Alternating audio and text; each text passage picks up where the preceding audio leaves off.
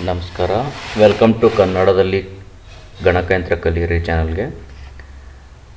ಈ ಒಂದು ಚಾನಲ್ನಲ್ಲಿ ಎಜುಕೇಷನ್ ಪರ್ಪೋಸ್ ಆಗಿರುವಂತಹ ವಿಡಿಯೋಗಳನ್ನ ಮಾಡ್ತಾ ಇರೋದ್ರಿಂದ ಯಾವುದೇ ಥರದ ಎಂಟರ್ಟೈನ್ಮೆಂಟ್ ಇಲ್ಲಿ ಇರೋದಿಲ್ಲ. ಇದು ಕೇವಲ ಎಜುಕೇಷನ್ಗೋಸ್ಕರ ಮಾಡ್ತಿರೋವಂಥದ್ದು. ಮತ್ತು ಈ ಒಂದು ಕ್ಲಾಸಸ್ ಎದಕ್ಕಂತಂದರೆ ನಾವು ಕಾಂಪಿಟೇಟಿವ್ ಎಕ್ಸಾಮಲ್ಲಿ ಬರೆಯುವಂಥ ಕಂಪ್ಯೂಟರ್ ಸಬ್ಜೆಕ್ಟ್ಗೆ ಹೆಲ್ಪ್ ಆಗಲಿ ಅನ್ನೋ ಒಂದು ಉದ್ದೇಶದಿಂದ ಈ ವಿಡಿಯೋಗಳನ್ನ ಮಾಡ್ತಾಯಿದ್ದೀವಿ. ಸೊ ನೋಡಿ, ತಿಳ್ಕೊಳ್ಳಿ. ಆಮೇಲೆ ಈ ವಿಡಿಯೋ ಇಷ್ಟ ಆದರೆ ಒಂದು ಲೈಕ್ ಕೊಡಿ, ಇಷ್ಟ ಆಗಿಲ್ಲ ಅಂತಂದರೆ ಡಿಸ್ಲೈಕ್ ಕೊಡಿ. ಇಷ್ಟ ಆದ ನಂತರ ಇದರಿಂದ ಏನಾದರೂ ಒಂದು ಒಳ್ಳೆಯ ಮಾಹಿತಿ ಸಿಗ್ತಾ ಇದೆ ಅಂತಂದರೆ ಬೇರೆ ನಿಮ್ಮ ಫ್ರೆಂಡ್ಸ್ಗಳಿಗೂ ಶೇರ್ ಮಾಡ್ಕೊಳ್ಳಿ. ನಂತರ ಸಬ್ಸ್ಕ್ರೈಬ್ ಆಗಿರಿ. ಯಾಕಂತಂದರೆ ಪ್ರತಿ ಸರ್ತಿ ನಾವು ಹೊಸ ಕ್ಲಾಸಸ್ ಅಥವಾ ಹೊಸ ಟಾಪಿಕ್ ವಿಡಿಯೋಗಳನ್ನ ಮಾಡಿದ್ದನ್ನು ನೇರವಾಗಿ ನಿಮಗೆ ತಲುಪಂಗಾಗಲಿ. ಎಲ್ಲರೂ ನಿಮ್ಮ ಫ್ರೆಂಡ್ಸ್ ಜೊತೆ ಶೇರ್ ಮಾಡಿ. ಆಮೇಲೆ ಯಾವುದಾದ್ರೂ ಒಂದು ಟಾಪಿಕ್ ನಾವು ಹೇಳಬೇಕಾದಾಗ ಅಥವಾ ಯಾವುದೊಂದು ವಿಷಯನ ನಾವು ಡೀಪಾಗಿ ಹೋಗಲಿಲ್ಲ ಅಂತಂದರೆ ದಯವಿಟ್ಟು ಕಮೆಂಟ್ ಮುಖಾಂತರ ತಿಳಿಸಿ. ಇದು ಮಿಸ್ ಆಗಿದೆ, ಇದ್ರ ಬಗ್ಗೆ ತಿಳಿಸ್ಕೊಡಿ ಅಂತ 100% ಅದ್ರ ಬಗ್ಗೆ ಕ್ಲಾಸ್ ಮಾಡ್ತೀವಿ. ತಿರ್ಗಾ ಇನ್ನು ಏನಾದರೂ ಕ್ವೈರೀಸ್ ಇದ್ದರೆ, ನಿಮ್ಮ ಹತ್ರ ಏನಾದರೂ ಕ್ವಶನ್ಸ್ಗಳಿದ್ದರೆ, ಡೌಟ್ಸ್ಗಳಿದ್ದರೆ ದಯವಿಟ್ಟು ಕಮೆಂಟ್ ಮುಖಾಂತರ ಕೇಳಿ. ಅದಕ್ಕೂ ಆನ್ಸರ್ ಮಾಡುವಂಥ ಒಂದು ಪ್ರಯತ್ನ ಮಾಡ್ತೀವಿ. ಸೊ ಅದನ್ನು ಹೇಳ್ತಾ ಫಸ್ಟ್ ಇವತ್ತು ಕ್ಲಾಸ್ ಸ್ಟಾರ್ಟ್ ಮಾಡೋಣ ಅಂತ. ನಾವು ಅದಕ್ಕೇ ಟೈಟಲ್ ಆಗಿ ಕೊಟ್ಟಿರೋದು ಕನ್ನಡದಲ್ಲಿ ಕಲಿಯಿರಿ ಗಣಕಯಂತ್ರ. ನಾವು ಕಂಪ್ಯೂಟರನ್ನು ಹೆಂಗೆ ಕಲಿಯೋದಂದರೆ ಕನ್ನಡದಲ್ಲಿನೇ ಕಲಿಯೋಣ ಅಂತ ಕೊಟ್ಟಿರೋಂಥದ್ದು. ಬನ್ನಿ ಒಂದು ಸ್ಮಾಲ್ ಜರ್ನಿ ಮಾಡ್ಕೊಂಬರೋಣ ಅಂತ ಕಂಪ್ಯೂಟರ್ ಬಗ್ಗೆ ಏನೇನು ಅಂತ ಅನ್ನೋದನ್ನು ನೋಡೋಣ ಅಂತ. ಸೊ ಪ್ರಥಮವಾಗಿ ಕಂಪ್ಯೂಟರ್ ಅಥವಾ ಗಣಕಯಂತ್ರ ಅಂತ ಕರಿತೀವಿ. ಹಾಗಂದರೆ ಏನು? ಇದೊಂದು ಇಂಗ್ಲೀಷ್ನಲ್ಲಿ ಹೇಳ್ತೀವಿ ನಾವು ಎಲೆಕ್ಟ್ರಾನಿಕ್ ಡಿವೈಸ್ ಅಂತ ಹೇಳ್ತೀವಿ. ಅದೇ ಥರ ಗಣಕಯಂತ್ರ ಅಂತಂದರೆ ಇದೇನಾದಂತಂದರೆ ಇದೊಂದು ವಿದ್ಯುನ್ಮಾನ ಯಂತ್ರವಾಗಿದೆ. ಪ್ರತಿಯೊಂದು ಮಷಿನ್ಸ್ಗಳು ಅಥವಾ ಪ್ರತಿಯೊಂದು ಒಂದು ಕಾರ್ಯ ಮಾಡಬೇಕಾಗಿದೆ ಒಂದು ಡಿವೈಸ್ ಅಂತಂದರೆ ಅದಕ್ಕೊಂದು ಶಕ್ತಿ ಬೇಕು. ಇದು ಯಾವ ಶಕ್ತಿ ಅಂತಂದರೆ ಎಲೆಕ್ಟ್ರಾನಿಕ್, ವಿದ್ಯುತ್ ಮುಖಾಂತರ ನಡೆಯುವಂಥ ಒಂದು ಯಂತ್ರ ಆಗಿರೋದ್ರಿಂದ ಇದಕ್ಕೇನಂತ ಕರಿತೀವಿ ಅಂದರೆ ವಿದ್ಯುನ್ಮಾನದ ಯಂತ್ರ ಅಂತ ಹೇಳ್ತಿರ್ತೀವಿ. ಆಮೇಲೆ ಇದು ಏನು ಕೆಲಸ ಮಾಡುತ್ತೆ? ಪ್ರತಿಯೊಂದು ಮಷಿನ್ಸ್ಗಳು ಅದರದೇ ಆದಂಥ ಕೆಲವೊಂದು ಕೆಲಸಗಳಿರ್ತವೆ.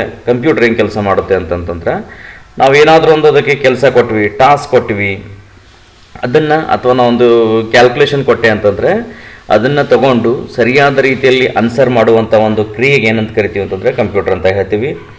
ಆಮೇಲೆ ಇದು ಕೇವಲ ಆನ್ಸರ್ ಕೊಡೋದಷ್ಟೇ ಅಲ್ಲದೆ ಇದು ಕೆಲವೊಂದು ವಿಷಯಗಳನ್ನ, ಕೆಲವೊಂದು ಮಾಹಿತಿಗಳನ್ನು ಡಾಟಾ ಮುಖಾಂತರ ಅದು ಏನು ಮಾಡ್ಕೊಳ್ಳುತ್ತಂದರೆ ತನ್ನಲ್ಲೇ ಅದೇನು ಮಾಡ್ತಂದರೆ ಸಂಗ್ರಹಿಸಿಟ್ಟುಕೊಳ್ಳುವಂಥ ಒಂದು ಮಷಿನ್ ಆಗಿದೆ ಇದನ್ನು.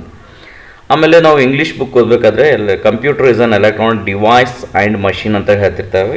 ಕೆಲವೊಂದು ಕಡೆ ಬುಕ್ನ ನೋಡಿರ್ತೀವಿ ನಾವು. ಡಿವೈಸ್ ಅಂತಲೂ ಕೊಟ್ಟಿರ್ತಾನೆ ಮತ್ತು ಮಷಿನ್ ಅಂತಲೂ ಕೊಟ್ಟಿರ್ತಾನೆ. ಸೊ ಫ್ರೆಂಡ್ಸ್, ನಿಮ್ಗೆ ಇವತ್ತು ನಾನು ಕ್ಲಿಯರ್ ಮಾಡ್ಕೊಡ್ತೀನಿ ಡಿವೈಸ್ಗೂ ಮತ್ತು ಮಷಿನ್ಗಿರೋ ವ್ಯತ್ಯಾಸ ಏನು ಅಥವಾ ಎರಡು ಒಂದೇನಾ ಅಂತಂದರೆ, ಡಿವೈಸ್ ಅಂತಂದರೆ ಪರ್ಟಿಕ್ಯುಲರಾಗಿ ಅದರದ್ದೇ ಆದಂಥ ಕೆಲವೊಂದು ಕಾರ್ಯಗಳನ್ನ ಅದಕ್ಕೆ ವಹಿಸಿರ್ತಾರೆ. ಈಗ ಮಾನಿಟರ್ ಇದೆ ಅಂದರೆ ಮಾನಿಟರ್ಗೆ ಒಂದು ಕೆಲಸ ಇದೆ. ಏನಂತಂದರೆ ಅದನ್ನು ಏನಾದರೂ ಔಟ್ಪುಟ್ಗಳನ್ನ ತೋರಿಸ್ಬೇಕು. ಸಿಸ್ಟಮಿಂದ ನಾವು ಏನಾದರೂ ಒಂದು ಓಪನ್ ಮಾಡಿದ್ವಿ ಅಂದರೆ ತೋರಿಸುವಂಥ ಕೆಲಸ ಅಷ್ಟೇ ಅದನ್ನು ಮಾಡ್ತಿರುತ್ತೆ. ಕೀಬೋರ್ಡ್ ಅಂತಂದರೆ ಯಾವುದಾದ್ರೂ ಒಂದು ಟೈಪ್ ಮಾಡೋಕ್ಕೆ ನನಗೆ ಬೇಕಾಗಿದೆ ಅಂದರೆ ಕೀಬೋರ್ಡು. ಆದರೆ ಇವಕ್ಕೆ ಎರಡಕ್ಕೂ ಏನಂತ ಕರಿತೀವಿ ಅಂದರೆ ಇದಕ್ಕೂ ಡಿವೈಸ್ ಅಂತ, ಕೀಬೋರ್ಡ್ಗೆ ಡಿವೈಸ್ ಅಂತ ಹೇಳ್ತೀವಿ ಮತ್ತು ಮಾನಿಟರ್ಗೂ ಡಿವೈಸ್ ಅಂತ ಹೇಳ್ತೀವಿ. ಇವೆರಡು ಮಷಿನ್ಸ್ ಅಲ್ಲ. ಹಾಗಂದರೆ computer is an electronic device or machine ಅಂತ ಹೇಳ್ತಿರ್ತೀವಿ. ಹಾಗಂದರೆ ಏನು ಅಂತಂದರೆ ಕಂಪ್ಯೂಟರ್ ಕೇವಲ ಒಂದೇ ಒಂದು ಸಾಧನಕ್ಕೆ ಅಥವಾ ಒಂದು ಯಾವುದೋ ಒಂದು ಉಪಕರಣಕ್ಕೆ ಅಂತ ನಾವು ಕರೆಯೋದಿಲ್ಲ. ಕಂಪ್ಯೂಟರ್ ಅಂತಂದರೆ ಒಂದಕ್ಕಿಂತ ಹೆಚ್ಚಿನ ಒಂದು ಕಾಂಪೊನೆಂಟ್ಸ್ಗಳನ್ನು ಅಥವಾ ಉಪಕರಣಗಳನ್ನು ಜೋಡಿಸಿರ್ತೀವಿ ನಾವು. ಎಕ್ಸಾಂಪಲ್ ಈಗ ಚಿತ್ರದಲ್ಲಿ ಕಾಣ್ತಾ ಇದೆ ನಿಮಗೆ, ಮಾನಿಟರ್ ಇದೆ, ಕೀಬೋರ್ಡ್ ಇದೆ, ಮೌಸ್ ಇದೆ, CPU ಇದೆ. ಇವು ನಾಲ್ಕು ಒಂದು ಉಪಕರಣಗಳನ್ನು ಸೇರಿಸಿದಾಗ ನನಗೇನಾಗುತ್ತೆ ಅಂತಂದರೆ ಅದನ್ನು ಕಂಪ್ಯೂಟರ್ ಅಂತ ಆಗಿರುತ್ತೆ. ಇನ್ನು ಮಷಿನ್ ಡಿವೈಸ್ ಅಂತ ಹೇಳಿದೆ ಅದರದ್ದೇ ಆದಂಥ ಕೆಲವೊಂದು ಕೆಲಸಗಳಿರ್ತವೆ. ಅದನ್ನೇನು ಮಾಡ್ತಿರುತ್ತೆ ಅಂತಂದರೆ ಈ ಎಕ್ಸಾಂಪಲ್ ಮಾನಿಟರ್ ಬಗ್ಗೆ ಮಾತಾಡಿದ್ವಿ. ಮಾನಿಟರ್ ಏನು ಮಾಡ್ತಿರುತ್ತಂದರೆ ಬರೀ ಅದರದ್ದು ಏನಾದರೂ ಒಳಗಡೆ ಇರುವಂಥ ಮಾಹಿತಿನ ನಮ್ಗೆ ತೋರಿಸ್ಕೊಡೋಕ್ಕೆ ಅದನ್ನು ಯೂಸ್ ಮಾಡ್ತಿರ್ತೀವಿ. ಇನ್ನು ಅದೇ ಥರ ಕೀಬೋರ್ಡ್ ಎದಕ್ಕಂತಂದರೆ ಟೈಪ್ ಮಾಡೋಕ್ಕಂತ ಹೇಳ್ತಿರ್ತೀವಿ. ಮೌಸ್ ಎದಕ್ಕಂದರೆ ಏನಾದರೂ ಒಂದು ಕ್ಲಿಕ್ ಮಾಡಿ ಆಪ್ರೇಟ್ ಮಾಡೋಕ್ಕೆ ಅದನ್ನಂತ ಹೇಳ್ತಿರ್ತೀವಿ. ಸೊ ಹೀಗೆ ಅದ್ರದ್ದೊಂದೊಂದು ಕೆಲಸ ಇರುತ್ತೆ. ಆದರೆ ಮಷಿನ್ ಅಂತ ಕರೆದಾಗ ನಮಗೆ ರೆಸ್ಪಾನ್ಸ್ ಮಾಡುತ್ತಿರುತ್ತೆ. ಅದಕ್ಕೇನಂತ ಹೇಳ್ತೀವಿ ಅಂದರೆ ಮಷಿನ್ ಅಂತ ಹೇಳ್ತಿರ್ತೀವಿ. ಮಷಿನ್ ಯಾವ ಥರ ರೆಸ್ಪಾನ್ಸ್ ಮಾಡುತ್ತೆ ಅಂತಂದರೆ, ನೀವು ಒಂದು ಕಂಪ್ಯೂಟರ್ನಲ್ಲಿ 2+3 ಅಂತ ಒಂದು ಕ್ಯಾಲ್ಕುಲೇಷನ್ ಕೊಟ್ಟಿರಿ ಅಂತಂದರೆ ನಮಗದು ಆನ್ಸರ್ ಬರುತ್ತೆ 5 ಅಂತ ಬರುತ್ತೆ. ಆದರೆ ಫ್ರೆಂಡ್ಸ್ ನೆನ್ಪಿಟ್ಕೊಳ್ಳಿ, ಇಲ್ಲಿ 2+3 ಅಂತ ಕೊಡ್ತಾ ಇರೋದು ಕೀಬೋರ್ಡ್ ಮುಖಾಂತರ. ಈ ಕೀಬೋರ್ಡ್ ಏನಿದೆ ಅಂತಂದರೆ ಡಿವೈಸ್ ಐತೆ. 5 ಅಂತ ಆನ್ಸರ್ ನನಗೆ ಮಾನಿಟರ್ ಮೇಲೆ ಬರ್ತಾಯಿದೆ. ಮಾನಿಟರ್ ಆಲ್ಸೋ ಏನಂತ ಕರಿತಾ ಇದ್ದೀವಿ ನಾವು ಇಲ್ಲಿ ಅಂದರೆ ಡಿವೈಸ್ ಅಂತಲೇ ಕರಿತೀವಿ. ಆದರೆ ಈ ಕ್ಯಾಲ್ಸಿ ಎಲ್ಲಾಯಿತು, ಈ ಕ್ಯಾಲ್ಕುಲೇಷನ್ ಎಲ್ಲಾಯಿತು ಆ ಒಂದು ಸ್ಥಳಕ್ಕೆ ಅಥವಾ ಆ ಒಂದು ಇಕ್ವಿಪ್ಮೆಂಟ್ಗೆ ನಾವೇನಂತ ಕರಿತೀವಿ ಅಂತಂದರೆ ಮಷಿನ್ ಅಂತ ಕರಿತೀವಿ. ಸೊ ಹೀಗಾಗಿ ಕಂಪ್ಯೂಟರ್ ಏನಿದೆ ಅಂತಂದರೆ ಇದೊಂದು ಡಿವೈಸ್ ಮತ್ತು ಮಷಿನ್ ಆಗಿರುತ್ತೆ. ಆಮೇಲೆ ಆಧುನಿಕ ಜಗತ್ತಿನ ಗಣಕಯಂತ್ರದ ಪಿತಾಮಹ ಅಂತ ಯಾರನ್ನ ಕರೀತಾರೆ, ಅಥವಾ ಆಧುನಿಕ ಜಗತ್ತಿನ ಅಥವಾ ಆಧುನಿಕ ಕಂಪ್ಯೂಟರ್ ಅಂತ ಹೇಳಬೇಕು, ಅದಕ್ಕಿಂತ ಆಧುನಿಕ ಜಗತ್ತು ಅನ್ನೋದಕ್ಕಿಂತ ಆಧುನಿಕ ಕಂಪ್ಯೂಟರನ್ನ ಪಿತಾಮಹ ಅಂತ ಯಾರಿಗೆ ಕರಿತೀವಿ ಅಂದರೆ ಚಾರ್ಲ್ಸ್ ಬ್ಯಾಬೇಜ್ ಅಂತ ಕರಿತೀವಿ. ಅವ್ರನ್ನೇ ಯಾಕೆ ಕರಿತೀವಿ ಅಂತಂದರೆ, ನಾವು ಕಂಪ್ಯೂಟರ್ ಅಂತ ಮಾತಾಡಬೇಕಾದಾಗೆ ಏನು ಬರುತ್ತೆ ಅಂತಂದರೆ, ಒಂದು ಡಿಜಿಟಲ್ ಕಂಪ್ಯೂಟರ್ ಅಂತ ಬರುತ್ತೆ, ಇನ್ನೊಂದು ಎನಲಾಗ್ ಕಂಪ್ಯೂಟರ್ ಅಂತ ಬರುತ್ತೆ. ಈ ಎನಲಾಗ್ ಕಂಪ್ಯೂಟರ್ ಅಂತಂದರೆ ನಾವು ಯಾವ ಥರ ಡಿಸ್ಪ್ಲೇ ಆಗುತ್ತಿದೆ ಅಂತಂದರೆ ಒಂದು ವೇವ್ ಮುಖಾಂತರ ಡಿಸ್ಪ್ಲೇ ಆಗುತ್ತಿರುತ್ತೆ. ಎಕ್ಸಾಂಪಲ್, ಈಗ ನಾವು ಹಾರ್ಟ್ ಪೇಷಂಟ್ ಬಗ್ಗೆ ನಾವೇನಾದರೂ ECG ಅಂತ ಮಾಡಿಸಿದ್ದೀವಿ ಅಂತಂತಂದರೆ ಆ ಪಲ್ಸ್ ರೇಟ್ದ ಒಂದು ಡಯಾಗ್ರಾಮ್ನಲ್ಲಿ ಬರ್ತಾ ಇರುತ್ತೆ, ಡಯಾಗ್ರಾಮ್ನಲ್ಲಿ ಬರುತ್ತಿರುತ್ತೆ. ಆ ಥರದಕ್ಕೆ ಏನಂತ ಕರಿತೀವಿ ಅಂದರೆ ಎನಲಾಗ್ ಅಂತ ಕರಿತೀವಿ. ಇನ್ನು ನಾವು ಟೈಪ್ ಮಾಡಿದ್ದನ್ನು ಪ್ರಿಂಟ್ ನಮ್ಮ ಮುದ್ರಿತವಾಗಿ ನಮಗೆ ನಮ್ಮ ಭಾಷೆಯಲ್ಲಿ ಅಥವಾ ಇಂಗ್ಲೀಷು ಕನ್ನಡ ಯಾವುದೇ ಒಂದು ಭಾಷೆಯಲ್ಲಿ ಅದು ಪ್ರಿಂಟ್ ಆಗಬೇಕು ಅಂತಂದರೆ ಅದಕ್ಕೆ ಏನಂತ ಕರಿತೀವಿ ಅಂದರೆ ಡಿಜಿಟಲ್ ಕಂಪ್ಯೂಟರ್ ಅಂತ ಕರಿತೀವಿ. ಸೊ ಈ ಡಿಜಿಟಲ್ ಕಂಪ್ಯೂಟರ್ನ ಅನ್ವೇಷಣೆ ಅಥವಾ ಅದನ್ನು ಹೆಚ್ಚಿನ ಮುಂದೆ ಅಂದರೆ ಉತ್ತುಂಗತ ರೀತಿಯಲ್ಲಿ ಒಯ್ದವ್ರು ಯಾರಂದರೆ ನಮ್ಮ ಚಾರ್ಲ್ಸ್ ಬ್ಯಾಬೇಜ್ ಅವರು. ಹೀಗಾಗಿ ಇವ್ರನ್ನ ಏನಂತ ಕರೀತಾರೆ ಅಂತಂದರೆ ಕಂಪ್ಯೂಟರ್ನ ಪಿತಾಮಹ ಅಥವಾ ಗಣಕಯಂತ್ರದ ಪಿತಾಮಹ ಅಂತ ಕರೀತಾರೆ. ಈ ಕಂಪ್ಯೂಟರ್ ಹೆಂಗೆ ಬಂತು, ಯಾವ್ಯಾವ ಥರ ಒಂದೊಂದು ಡೆವಲಪ್ ಆಗ್ಕೊಂತ ಹೋಯ್ತು ಅಂತ ಅನ್ನೋದ್ರ ಬಗ್ಗೆ ನಾವು ಇಲ್ಲಿ ಡಿಸ್ಕಸ್ ಮಾಡೋದೇ ಬೇಡ. ಯಾಕಂತಂದರೆ ಹಲವಾರು ಬುಕ್ಸ್ಗಳು ಬಂದಿದ್ದಾವೆ, ಕನ್ನಡದಲ್ಲೂ ಲಭ್ಯ ಇದ್ದಾವೆ.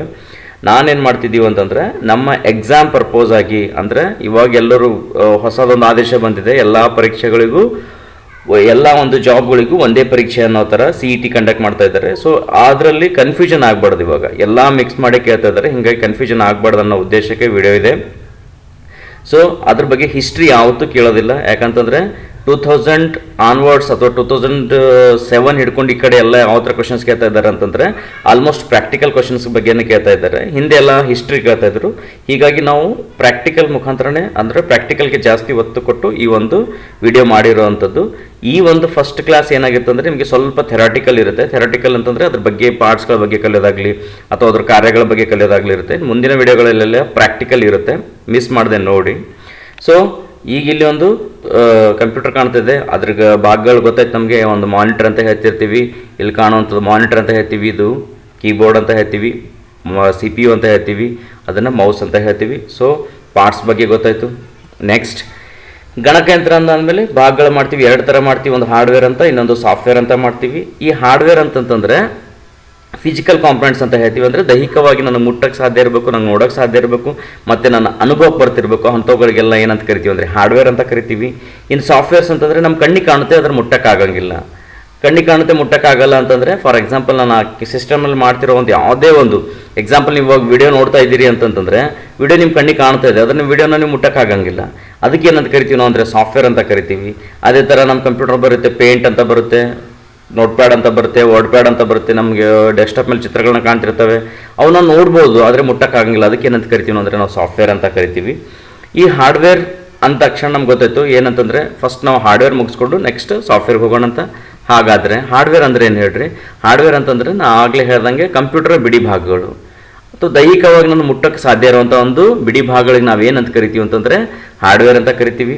ಇನ್ನು ಹಾರ್ಡ್ವೇರನ್ನು ಎರಡು ಥರ ಹೆಂಗಿದಾವೆ ಅಂತಂದರೆ, ಒಂದು ಕೆಲವೊಂದು ಉಪಕರಣಗಳು CPU ಒಳಗಡೆ ಅಥವಾ ಕಂಪ್ಯೂಟರ್ನ ಒಳಗಡೆ ಜೋಡಿಸಲ್ಪಟ್ಟಿವೆ. ಇನ್ನೊಂದಿಷ್ಟು ಉಪಕರಣಗಳು ಹೆಂಗೆ ಅಂತಂದರೆ ಕಂಪ್ಯೂಟರ್ನ ಹೊರಗಡೆಯಿಂದ ಜೋಡಿಸಲ್ಪಟ್ಟಿವೆ. ಅವು ಎರಡಕ್ಕೂ ಏನಂತ ಕರಿತೀವಿ ನಾವು ಅಂತಂತಂದರೆ ಹಾರ್ಡ್ವೇರ್ ಅಂತಲೇ ಕರಿತೀವಿ. ಸೊ ಕಂಪ್ಯೂಟರ್ನ ಹೊರಗಡೆಯಿಂದ ಜೋಡಿಸಲ್ಪಟ್ಟ ಉಪಕರಣಗಳು ನಮ್ಮ ಕಣ್ಣಿಗೆಲ್ಲನೂ ಕಾಣ್ತಾವ್ರಿ. ಫಾರ್ ಎಕ್ಸಾಂಪಲ್ ಕೀಬೋರ್ಡ್ ಕಾಣುತ್ತೆ, ಮೌಸ್ ಕಾಣುತ್ತೆ, ಸ್ಕ್ಯಾನರ್ ಕಾಣುತ್ತೆ. ಇವೆಲ್ಲ ಕಾಣುವಂಥವು ಏನಂತ ಕರಿತೀವಿ ಅಂತಂದರೆ ಇವು ಹೊರಗಡೆಯಿಂದ ಜೋಡಿಸಲ್ಪಟ್ಟಂತಹ ಉಪಕರಣಗಳು, ಇವಕ್ಕೂ ಹಾರ್ಡ್ವೇರ್ ಅಂತಲೇ ಕರಿತೀವಿ. ಇನ್ನು ಕಂಪ್ಯೂಟರ್ನ ಒಳಗಡೆ ಇರೋ ಯಾವ್ದು ಹೇಳಿದ್ರೆ ರ್ಯಾಮ್ ಅಂತಿದೆ, ರ್ಯಾಂಡಮ್ ಆಕ್ಸೆಸ್ ಮೆಮೊರಿ ಅಂತ ಹೇಳ್ತೀವಿ, ರೋಮ್ ಅಂತಿದೆ, ರೀಡ್ ಓನ್ಲಿ ಮೆಮೊರಿ ಅಂತ ಹೇಳ್ತೀವಿ, ಆಮೇಲೆ SMPS ಅಂತಿದೆ. ಸೊ ಇನ್ನಿತರ ಉಪಕರಣಗಳು ಒಳಗಡೆಯಿಂದ ಜೋಡಿಸಲ್ಪಟ್ಟಿದ್ದಾವೆ, ಅವಕ್ಕೂ ಏನಂತ ಕರಿತೀವಿ ನಾವು ಅಂತಂದರೆ ಹಾರ್ಡ್ವೇರ್ ಅಂತಲೇ ಹೇಳ್ತಿರ್ತೀವಿ. ಇನ್ನು ಹೊರಗಡೆಯಿಂದ ಜೋಡಿಸಲ್ಪಟ್ಟಂತಹ ಉಪಕರಣಗಳ ಬಗ್ಗೆ ಫಸ್ಟ್ ನಾವು ತಿಳ್ಕೊಂಬೇಡೋಣ, ಆಮೇಲೆ ಒಳಗಡೆ ಇರುವಂಥ ಉಪಕರಣಗಳ ಬಗ್ಗೆನೇ ನೆಕ್ಸ್ಟ್ ಇದು ಕ್ಲಾಸ್ನಲ್ಲಿ ನೋಡೋಣ ಅಂತ. ಅದರಲ್ಲಿ ಈ ಹಾರ್ಡ್ವೇರ್ ಅಂತ ಬಂದಾಗ ಯಾವ್ದು ಹೇಳಿ, ಹೊರಗಡೆಯಿಂದ ಜೋಡಿಸಲ್ಪಟ್ಟಂತಹ ಉಪಕರಣಗಳನ್ನೇ ಅದರಲ್ಲಿ ಮತ್ತೆ ಎರಡು ಭಾಗ ಮಾಡ್ತಾರೆ ರೀ. ಏನಂತ, ಒಂದು ಇನ್ಪುಟ್ ಡಿವೈಸಸ್, ಎರಡನೇದು ಔಟ್ಪುಟ್ ಡಿವೈಸಸ್. ಅದನ್ನು ಕನ್ನಡದಲ್ಲಿ ಹೇಳ್ಬೇಕಂತಂದರೆ ಆಧಾನ ಉಪಕರಣಗಳು ಅಂತಂದರೆ ಇನ್ಪುಟ್ ಡಿವೈಸಸ್ ಅಂತ ಕರಿತೀವಿ, ನಿರ್ಗಮನ ಉಪಕರಣಗಳು ಅಂತಂದರೆ ಔಟ್ಪುಟ್ ಡಿವೈಸಸ್ ಅಂತ ಹೇಳ್ತೀವಿ. ಸೊ ಕನ್ನಡದಲ್ಲಿ ನಮ್ಗೆ ಗೊತ್ತಾದ ತಕ್ಷಣ ಏನಂತಕೊಂಡ್ಬಿಡ್ತೀವಿ ನಾವು ಇವಾಗ, ಇನ್ಪುಟ್ ಅಂದರೆ ಅಥವಾ ಆಧಾನ ಅಂದರೆ ನಾವು ಯಾವುದೇ ಒಂದು ಸಂದೇಶ ಇರ್ಬೋದು, ಒಂದು ವಿಷಯನ ಇರ್ಬೋದು, ಅದನ್ನು ಕಂಪ್ಯೂಟರ್ಗೆ ನಾನು ಕೊಡಬೇಕಾಗೈತೆ. ಎಕ್ಸಾಂಪಲ್ ಅವಾಗಲೇ ನಾವು ಫಸ್ಟಿಗೆ ಡಿಸ್ಕಸ್ ಮಾಡಿದ್ವಿ 2+3 ಅಂತ ಹೇಳಿದ್ವಿ. 2+3 ಅಂತ ಕೊಡೋಕ್ಕೆ ನಾವು ಕೊಡ್ತಾ ಇದ್ದೀವಿ ಕಂಪ್ಯೂಟರ್ಗೆ ಅಂತಂದರೆ ಇದಿಷ್ಟಿಗೆ 2 ಮತ್ತು ಪ್ಲಸ್ ಅನ್ನೋ ಸಿಂಬಲು ಮತ್ತು 3 ಈ 3 ದತ್ತಾಂಶವನ್ನು ನಾನು ಕಂಪ್ಯೂಟರ್ಗೆ ಎಂಟ್ರಿ ಮಾಡ್ತಾ ಇದ್ದೀನಿ ಅಂತಂತಂದರೆ ಇದಕ್ಕೆ ಏನಂತ ಕರಿತೀವಿ ನಾವು ಅಂತಂದರೆ ಇನ್ಪುಟ್ ಅಂತ ಕರಿತೀವಿ. ಅಂದರೆ ಕಂಪ್ಯೂಟರ್ಗೆ ಒಂದು ಮಾಹಿತಿಯನ್ನು ಕೊಡ್ತಾ ಇದ್ದೀವಿ ಅಂತ ಅರ್ಥ. ಅದು 5 ಅಥವಾ 5 ಅಂತ ಆನ್ಸರ್ ಕೊಡ್ತಾ ಇದೆ ಅಂದರೆ ಸಿಸ್ಟಮ್ ಒಳಗಡೆಯಿಂದ ನಮ್ಗೆ ಆನ್ಸರ್ ಬರ್ತಾ ಇದೆ, ಅದಕ್ಕೆ ಏನಂತ ಕರಿತೀವಿ ನಾವು ಅಂತಂದರೆ ಔಟ್ಪುಟ್ ಅಂತ ಹೇಳ್ತೀವಿ. ಎಕ್ಸಾಂಪಲ್ ಇನ್ನೊಂದು ಹೇಳಬೇಕು ಅಂತಂದರೆ ನನ್ನ ಸಿಸ್ಟಮಲ್ಲಿ ಒಂದಿಷ್ಟು ಹಾಡುಗಳಿದ್ದಾವೆ.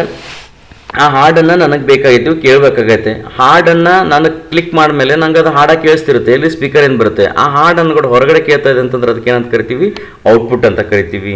ಅಥವಾ ನಾನು ಒಂದು ನೋಟ್ಸ್ ಕೊಟ್ಟೆ, ನಾನು ಇವತ್ತು ಹೇಳಿದೆ, ಇದು ಕ್ಲಾಸ್ ಮಾಡಿದೆ, ನೀವು ಇದನ್ನು ನೋಟ್ಸ್ ಮಾಡ್ಕೊಳ್ಳೋಣ ಅಂತ ನೀವೇನಾದ್ರೂ ಹೋಗಿ ಕಂಪ್ಯೂಟರ್ನಲ್ಲಿ ಟೈಪ್ ಮಾಡ್ತಾ ಇದ್ದೀರಿ ಅಂತಂದರೆ ನೀವು ಟೈಪ್ ಮಾಡ್ತಾ ಇರೋದೆಲ್ಲದಕ್ಕೆ ಏನಂತ ಕರಿತೀವಿ ನಾವು ಅಂತಂದರೆ ಇನ್ಪುಟ್ ಅಂತ ಕರಿತೀವಿ. ಸೊ ನೆನಪಿರಲಿ, ಇನ್ಪುಟ್ ಅಂತಂದರೆ ಬೇರೆ ಏನೂ ಅಲ್ಲ, ಕಂಪ್ಯೂಟರ್ಗೆ ನಾವು ಮಾಹಿತಿ ಕೊಡುವ ಒಂದು ಪ್ರಕ್ರಿಯೆಗೆ ಏನಂತ ಕರಿತೀವಿ ಅಂದರೆ ಇನ್ಪುಟ್ ಅಂತ ಕರಿತೀವಿ.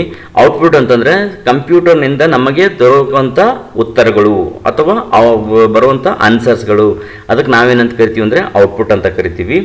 ಈ ಇನ್ಪುಟ್ ಡಿವೈಸಸ್ ಅಂದರೆ ಏನು ಅಂತಂದರೆ ಈ ಮಾಹಿತಿಯನ್ನು ಕೊಡೋಕ್ಕೆ ನಾವು ಯಾವ ಉಪಕರಣಗಳನ್ನು ಬಳಕೆ ಮಾಡ್ಕೊಳ್ತಾ ಇದ್ದೀವೋ ಆ ಒಂದು ಉಪಕರಣಕ್ಕೆ ನಾವೇನಂತ ಕರಿತೀವಿ ಅಂತಂದರೆ ಡಿವೈಸಸ್ ಅಂತ ಕರಿತೀವಿ.